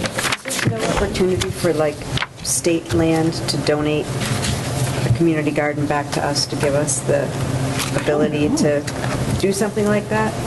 Well, like I said, you need water. Yeah. Water, and You need to drill a well. good soil. I don't know where there's any open fields that the state owns. Everything is forested. And it's turned into parking, too. Right. I don't think there's anything in the state forest. I can't think of a single can't open think field of in the state forest that you could make agriculture. Douglas, they talk about Douglas being agriculture, but Douglas was not a real agricultural town. We didn't have the soils that other towns A lot had. of hayfields. Yeah. There's a reason why we're a mill town. We were more of a mill I town. love every time I try to plant something, my rock pile gets bigger and bigger. That's why you have all those stone walls. Lots of cedar and lots of shingles. That's what this town was built on, is cedar and shingles. And then came the axe factory to this downtown. Yep, but it was cedar and shingles is what this town was built on, not agriculture. Not agriculture, no. You had the couple of farms that had the good land that they were able to do something with, but they were far and few between. But it's getting easier for like different agricultural projects to sort of work around difficult soils. So there's potential for the industry of agriculture to grow in the town. Do we have one cornfield in Douglas, other than anymore. Yeah, there used to be. It's all hay. Didn't Dick Downs have a cornfield? He did. Chase's He had his Field. houses, and where the fire station is, there was a cornfield there. Interesting. Actually, Dickie. Chase's But Field, is nothing that like off? Whittier. When you go by Whittier, there's a cornfield. Oh, yeah. But we need, Yeah, I don't know of any. I don't know of any. They got some hay and that's about it. That's all, I think. Well, hay and up by where we are, Yeah, all those fields. you mean up in Downs is, Yeah. yeah. But that's something we should look at, is Chesbrough like, have- Yeah. where in like the water I system mean, that's what I that meant. currently exists in Yeah, town, could you actually yeah. put a community garden? Right next to the fire All station, hay. but somebody owns that. It would be a Next great to the place for fire a community garden. Hay, of course. For a lot of things. Yeah, for a lot of Oh, things. that they don't at all. Farmers market. You could do, Farmers market and a community you could garden. do everything there. I mean, it's centrally You'd have located. other activities throughout the year, Yep. because you'd have parking. I mean, that used to be called Centerville, right? yeah. Yep, You're talking about the historic fire station, right, or the new one? the new one. Oh, yeah, okay, Right there's a lot of next to the- space there, yeah. Did you ever see that? Family fields. Yes. Still trying to think of a Centerville slice. goes from GBI to basically Ice Cream Lady. A slice of property that you can put in a garden. It's gonna be easy access. You have to be able to see it. You know, I don't recognize that guy, you know? Stealing our beans. Be more worried about the animals stealing all your beans. Uxbridge has a lovely community garden. Yeah, because they get the 100-acre lot there, yeah. Yeah. Where is it?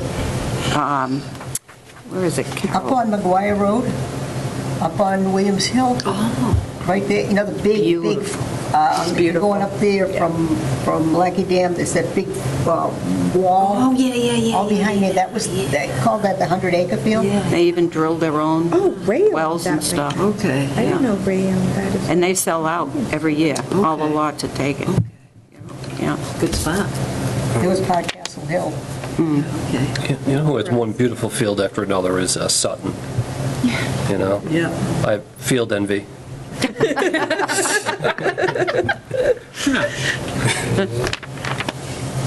Saturday and Sunday, water supply days.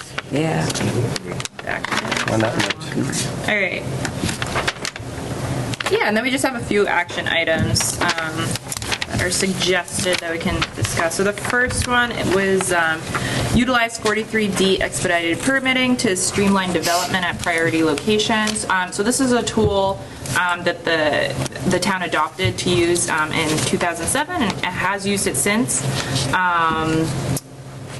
Let's see. Yeah, it basically guarantees local permitting decisions on priority development sites within 180 days and enhances visibility of the community's target sites.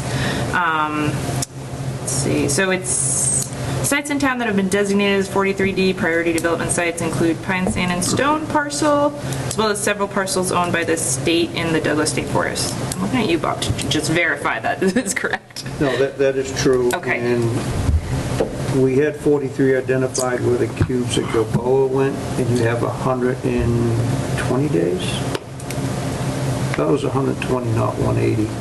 On the state website, it said 180, 180. but maybe they changed it? I'm not sure. Well, thanks to our great planning board, you guys pushed through the permitting for cubes in 90 days. Wow. Okay, so 43 They had was used everything on in order, cubes.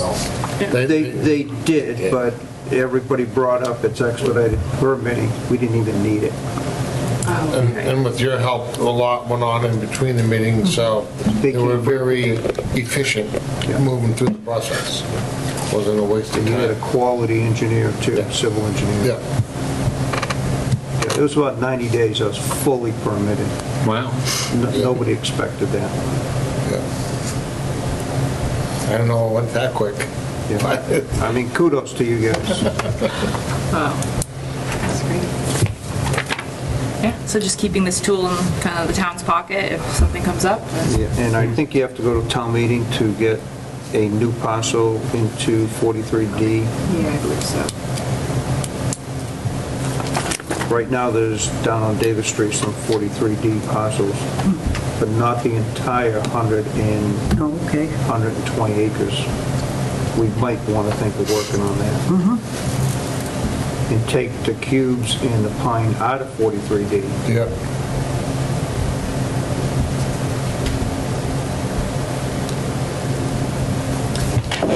Great. Okay, the next one, expand essential infrastructure to facilitate new development. Sewer infrastructure is limited to East Douglas. Water infrastructure covers a large area but extends no further than the center of town. So this recommendation is suggesting that the town should expand water and sewer infrastructure into areas being prioritized for future development.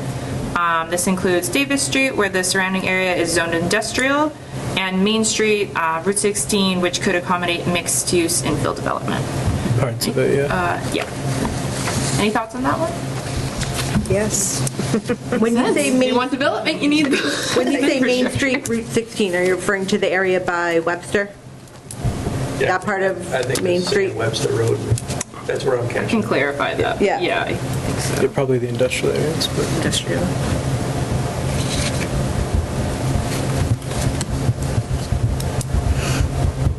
But yeah, I mean, there's also like other commercial zones where it could potentially go into. So. Now, how would something like that get paid for? It's all grant funding, or? Yeah, we have a few there's a different few grants listed underneath Programs. MassWorks is a big one. it. That's the community, Rural Development Fund is Community One Stop. Okay, that's Yeah. another state program. Yeah, we do qualify for rural development, Yeah. but it's only a limit of $100,000. Okay, but you don't need to For our provide a projects match. that are in the millions. Yeah, true. Yeah.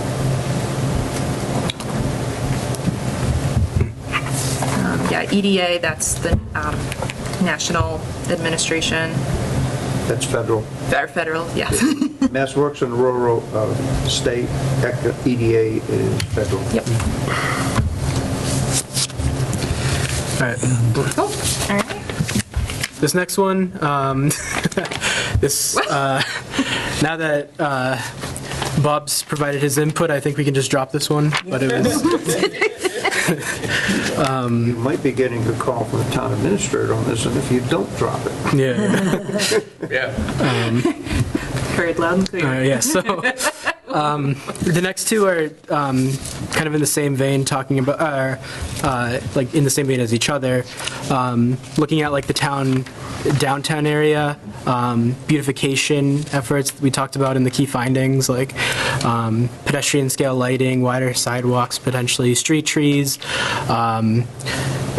street furniture, like benches and stuff, like looking at all of those combined, like this could be all part of like a single like planning effort. A lot of like downtowns, when you're thinking about like downtown revitalization, they come with like a planning effort to sort of get community buy-in, to figure out like what kinds of changes people would actually want to see, what would be feasible. This could all like a lot of that takes more of like a robust, like more site-specific planning effort. So that's sort of what this recommendation is about. And then the same kind of goes for gateway treatments and wayfinding. You could combine those into like a single plan, but just like thinking about like what kinds of, like when people enter into the downtown area, like how can they like be made, like what kinds of changes could be made to like make it clear that you're entering into like this is like a special, like more of like a historic or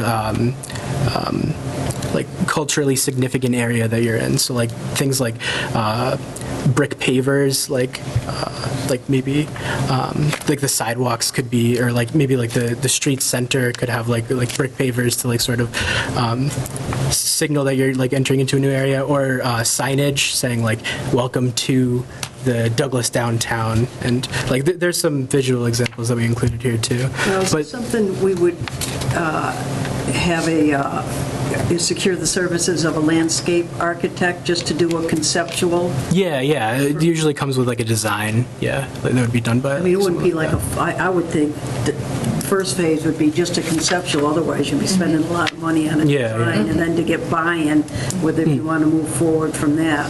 Yeah, conceptual and feasibility study. So I mean, The with town that, of Grafton did a plan like that, where they got public input. right, so would Mass Works and cover something like that for a landscape architect to come in? And I mean, if they don't, give you that much money to begin with. I mean, Just read somewhere where one program has a Part A and a Part B, or Phase 1, Phase 2. Phase 1 was design only, and Phase 2 was the construction only. But the same program.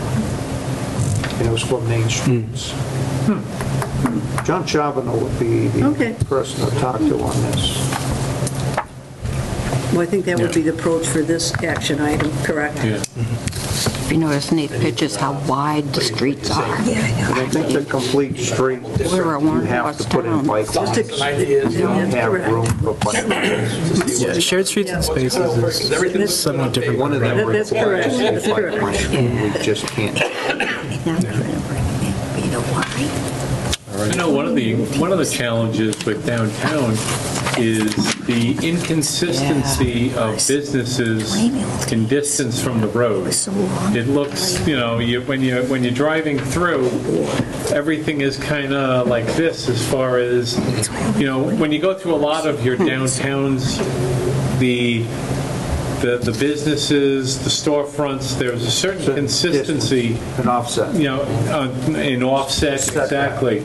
Setback, whatever you want to call it. And whereas with the limited amount of downtown that we actually do have, it's very hodgepodge, all the setbacks. So from just from an aesthetic, setting, when you're trying to conceptualize something, it's a little more difficult because everything is almost gap-toothed. Well, you're right, but we have to live with that. So that's where that conceptual from the landscape architect comes in, because he would make How do you make that work? That's right. Yeah. How do you make it blend? Because that's going to be a big better? challenge. Right.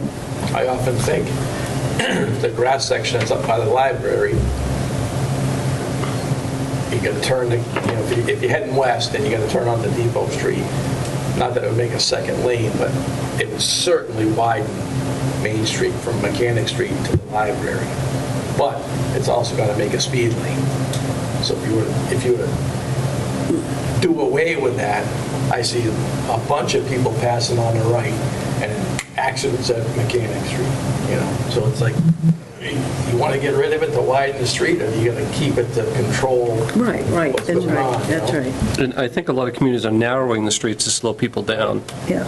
And I don't know if you've been through Barnstable, but downtown Barnstable has these wonderful bumps. Not the bumps that'll jar your teeth. It's almost like a carnival ride. You almost enjoy going over them, but it slows you down. If you did that speed, you wouldn't enjoy it. I think that when they gave my road because it made people speed up. I'm like, no, leave it unpaved. They weren't speeding. Hit those bumps with the plow in the front of your truck. That'll come back and tell me what the thoughts are on them bumps. We can always contact right now. We can see how it works for them. I think But downtown Barnstable, though, is not a state highway. Don't forget, Route 16 is a state highway. So we're kind of limited on some, not obviously the things on the side of it and landscape and everything, but as far as making it narrower and stuff. Pitch in and help us make it work. The state, if it's a state highway, right? They should be more willing to help us. it's a numbered route. It's 6A. Sure. Would 6A be a state highway? It's a numbered route. Don't know, That's what goes through Barnstable. unless it became not a state route when they turned off State Main does Road not 6. control 16 on any length. Yeah, it's under town jurisdiction. Yeah, we're stuck plowing it now and everything. Yeah, it used to be, they took care of it. Yeah. But just to follow up on what you said, Rob, if I might, the gap tooth, you refer to it as gap tooth building. Do you mean some buildings are recessed? Right. I think it would be great when you talk about your plan to utilize those gaps for cafes and I think it's an opportunity to be able to house things there. Right. That's where you get Or green. Community Even if you can't put trees, maybe you can put some type of green. Small parks, cafes, what have you, I think it could be utilized. I wonder if we should just try to get an idea of what a preliminary plan would cost. From a landscape, just a concept. Just a concept, not the whole shebang, just a concept. Because somebody's going to come up with a lot better ideas than what we're going to have. Yeah, absolutely. They come in, wow. I think we should try to find a price on what just a concept would be. Looking for another project? I'll just to get an estimate, just an estimate. Yeah. For concept, concepts are cheap. Just a concept. We Concepts ended are up cheap, with just that's all like we're looking 30K. for. Make sure the wire. It still came together pretty well. Yeah, exactly. There's got to be a funding source out there, because for the two projects I did, water sewer, I used Site Readiness, which is an offshoot of MassWorks, but they're design only. But you need job creation and private investment. I had both, but on downtown, you do not have private investment or job creation. So you can't use Site Readiness, but there has to be one of these programs out there that you can do design only. So there wouldn't be any extra money in this budget here to do that?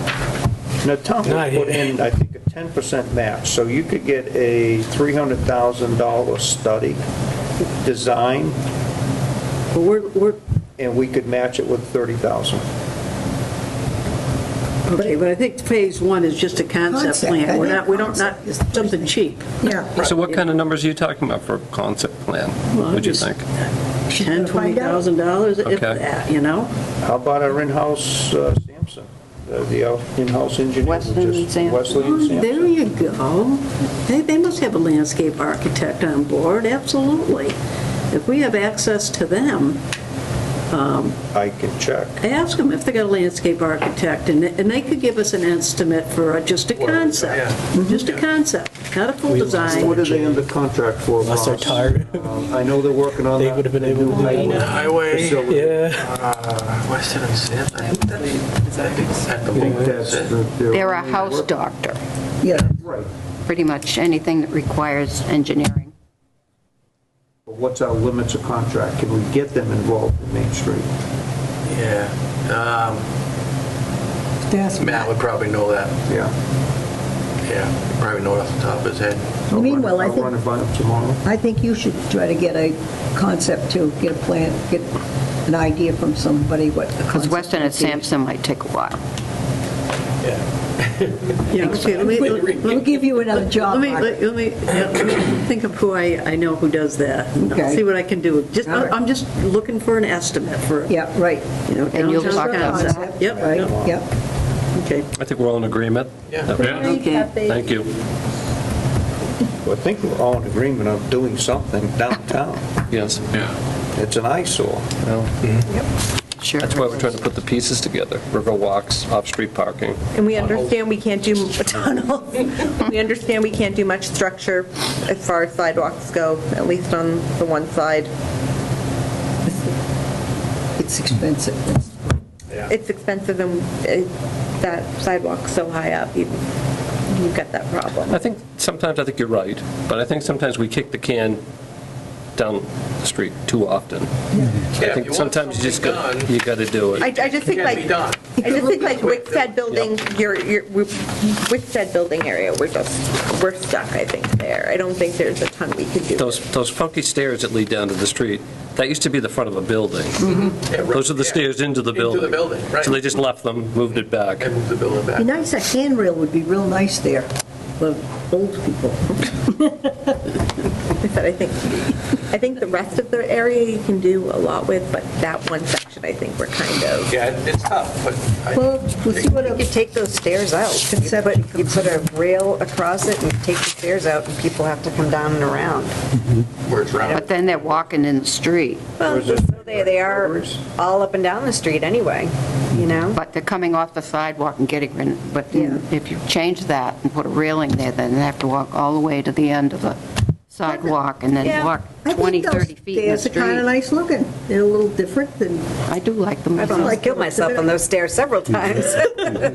you fell? The ones in No, front of- just about, The ones especially in the front of winter. Gregory's? Yeah, Yeah. those are rough. Yeah, those are an accident Handrail would help. waiting to happen. Yeah, but it's open there. Just the handrail, leave it on one side.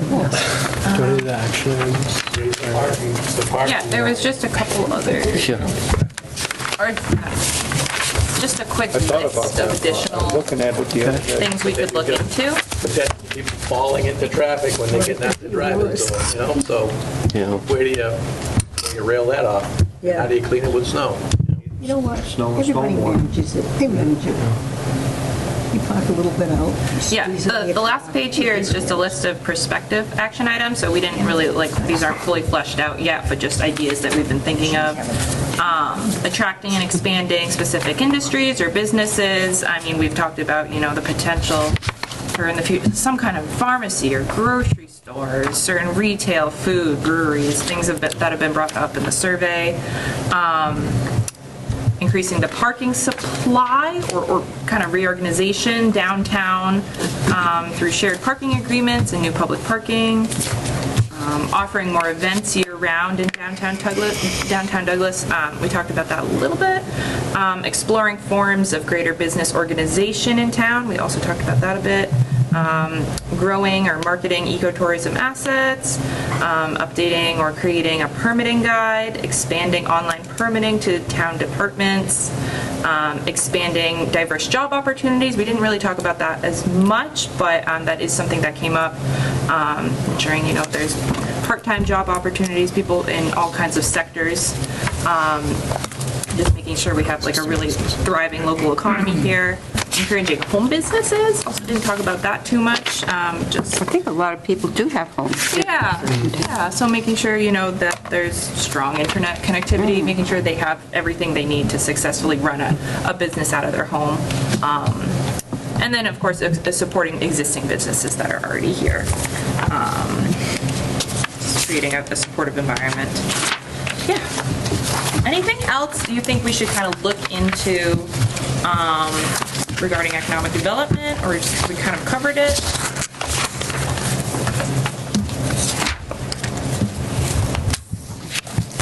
We'll also save some time at the beginning of the next meeting as well. We just want to revisit this. And I also want to mention and reinforce that we talked about the drop dead deadline, that until then, we can revisit this. So if you're reading this here at home, you have comments or concerns, you come to another meeting, you can bring this stuff up. We're not closing the door on this, and especially this element. This is really important. One thing that had crossed my mind, and I know it's going to be further out in the future, but you were talking about more downtown activity, and you mentioned closing off Main Street, but if this Riverwalk comes into fruition, it might be easier to have some stuff down on B Street. Almost like a secondary Main Street, have some activities down there where you have the Riverwalk where people can go back and forth, and you have little things going on or whatever. Just an idea to bring people into the businesses or recreation, Ross? Well, just more recreation, I guess. Just, well, the ballpark is there, then they've got plenty of room. Well, I know I'm they just saying, need the it would parking. be easier if you needed to shut down a street to shut down B Street versus Main Street. Versus Main Street. I mean, you could even and you shut. could still have. You could even shut down Mechanic B, and you could do the whole. Yeah, ideally, we want that to communicate. You could park off Main Street and hopefully safely walk down to the Riverwalk and B Street.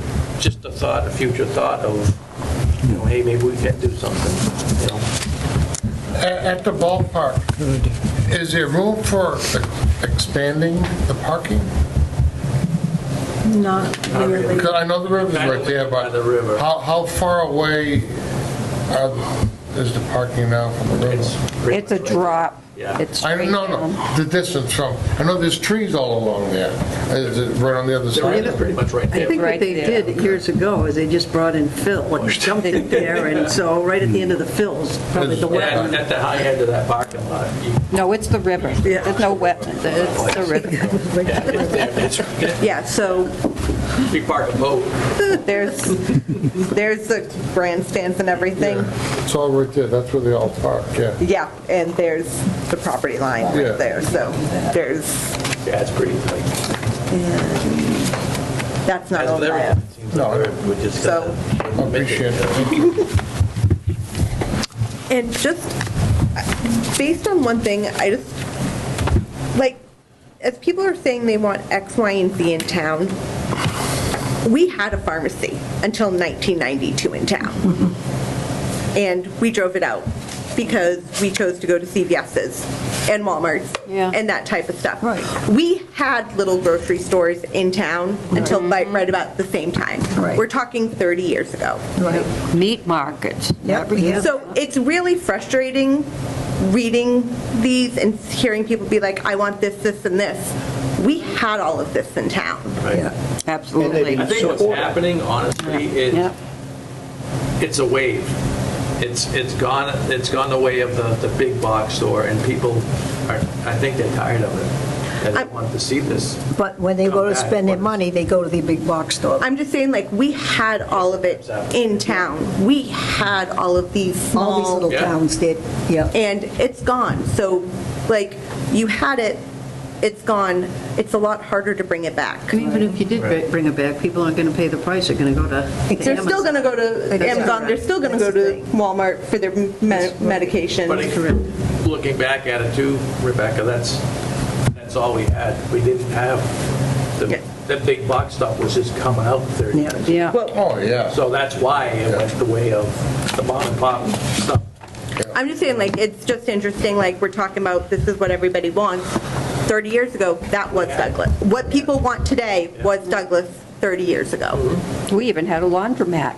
Yep. With Chinese food You're right. places. Yep. Yeah, we had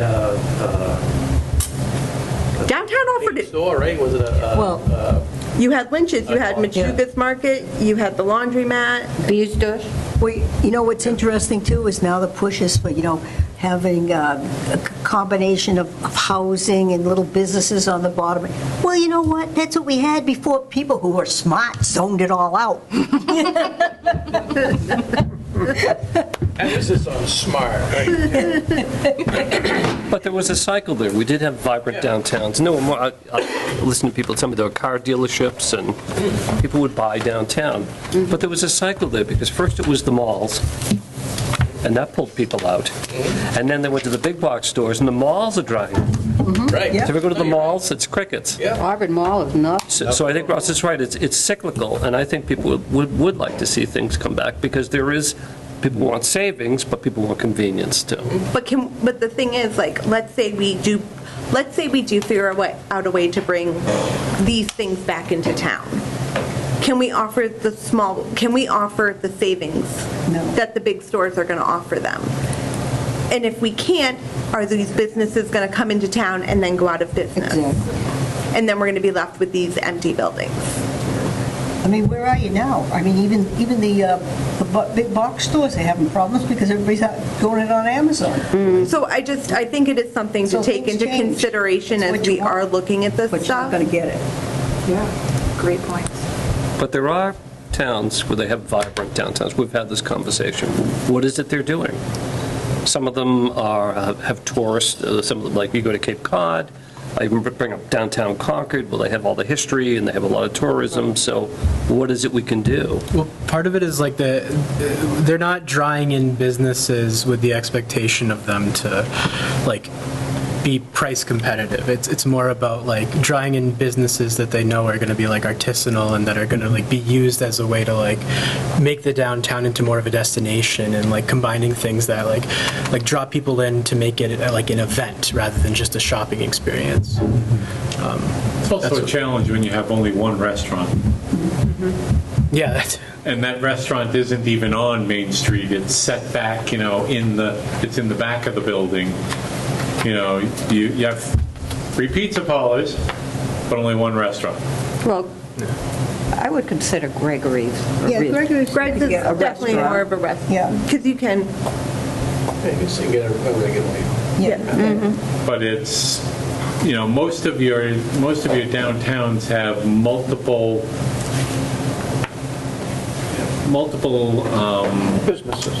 businesses, but just different types of eating, eating establishments. Well, it depends. Breakfast, lunch, dinner, what have you, bars. I mean, there's different,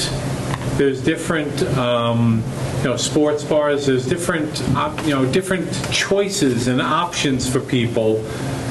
The options are very limited in downtown as far as from a food perspective. Well, it all depends on what type of pizza or grinder you want, on which shop you go to. And it's not about our population. You keep telling me we don't get franchises because we're under 10. We have Route 16. We have all this traffic. We might as well utilize it somehow. They can't stop. Make it work for us. I mean, you've got a picture of Mystic. I go there every summer. Spend a couple of days there. they have clothing stores, they have ice cream shops, they have gift shops, joke shops, Right next to restaurants. But they tried to do the ice cream shop where the pet place was, and it didn't last, where the old post office was. Well, you can't compete with Family Feud's the ice cream lady. No, I'm just saying, they tried to do ice cream there, it didn't last. You don't have the volume of people stopping. There's no And unless you have the volume, nothing can succeed in that aspect. And the other hard part is, it'd be great to have the restaurants. Where are you going to park? Right. Well, it brings us, Well, you have a parking lot with five parking spots. That's not a big restaurant. Right. No. Right. So that's the double-edged sword that is dealt in front of us. You have needs, wants, but you don't have this. Right. And you can't, this is fixed. So if you go to Unless you Putnam, tear everything down and start over, if you go to, can't change what's already there. and I'll agree with you on that, you go to Putnam, and they've got, what, 5 or 6 different eateries. Oh, yeah. Very limited on-street parking. Right. It's all off-street. Right. But they just improved that That one big parking lot. It's huge, probably fit 200 cars in there. Plus you have a parking lot on the river. And then you get a heart attack climbing up them stairs. But I'm just saying, they have availability for you to go and park. Yes. And it's free. It's free parking. and we're going full circle there, because we've talked about off-street parking. We do own land behind the buildings. Right. Recreational resources to bring foot traffic in. Right. So, It's that blend, it's figuring it out. yeah. Yeah. Did somebody draw? Or you need the parking kind of before they'll come. Yeah. If you build You have to have a plan, you have to have a plan for that. Or you need the absolutely. infrastructure designed and laid out, before anybody would invest, because it's tough otherwise. You know what the thing too is, like Mystic and even Putnam, people aren't going down there, on their way to work or back home. Like Mystic, you were on vacation there I'm for a couple of going there days, to and most stay people are. And so now you slow down. If you're in town, you're not going to go run into a knick-knack shop and say, oh, well, now you're in there, and you slow down, and you want to do these things, you want to go in these restaurants because you're slowed down. And Putnam, too, there's not like a lot going on in Putnam as far as business, but it's the type of place where you want to go and slow down and just enjoy relax. everything. Putnam, you go during the week, you can get a parking spot anywhere, run into Right. any place and be done. You go on the weekend though, Oh, yeah. good luck. Well, so just trying to think a little differently. So if you're trying to attract, people because of what Douglas offers, is there a way to potentially encourage bed and breakfast type places? Those types of establishments for people that, truly want to enjoy the outdoors, enjoy the eco-structure that Douglas offers. A bed and breakfast is probably a little bit more of an appeal to them than a traditional hotel would be. And if you have something like that, is that then an opportunity to get, quote unquote, a captive audience that you could, at least attract some additional, traffic into the area? We did have like a bed and breakfast, the Meeks House. There was a lady there. Or she turned it into like a place you could sleep and stuff. But We have to have our zoning encourage, you can't force anybody to come to your town. Most you can do is bring your zoning to the point where it just looks desirable to them. So this is the thing, maybe we have to increase our zoning or do something with our zoning that would encourage this stuff. Now, whether it happens, who knows, but at least you encourage it. Well, this is why we have these conversations, and if we can recommend applicable zoning, we should. Or maybe we put, I'm sorry to interrupt. We have a 2-hour rule in town. Okay, the 2 hours up. I don't know if it's a soft rule or a hard rule, so we either have to take a vote to keep going, or we have to Time to go. conclude. These young folks. To adjourn. Somehow I knew where that was going. Well, we have a motion. We have a motion to adjourn by Ross, seconded by Rob. Any further discussion? Really good news. All those in favor? Oh, we have to do roll call vote? Well, I got it before you. Oh, roll call. Bob and Eric, aye. Linda Brown, aye. All Douglas. Rob Leonardi, aye. Rebecca LaValle, aye. Mike Zwicker, aye. Margaret Bacon, aye. Gordon Larrabee, aye. Meg Schlepp, Lessman, aye. Bob? Bob Murray, aye. Rich Preston, aye. The ayes have it. No,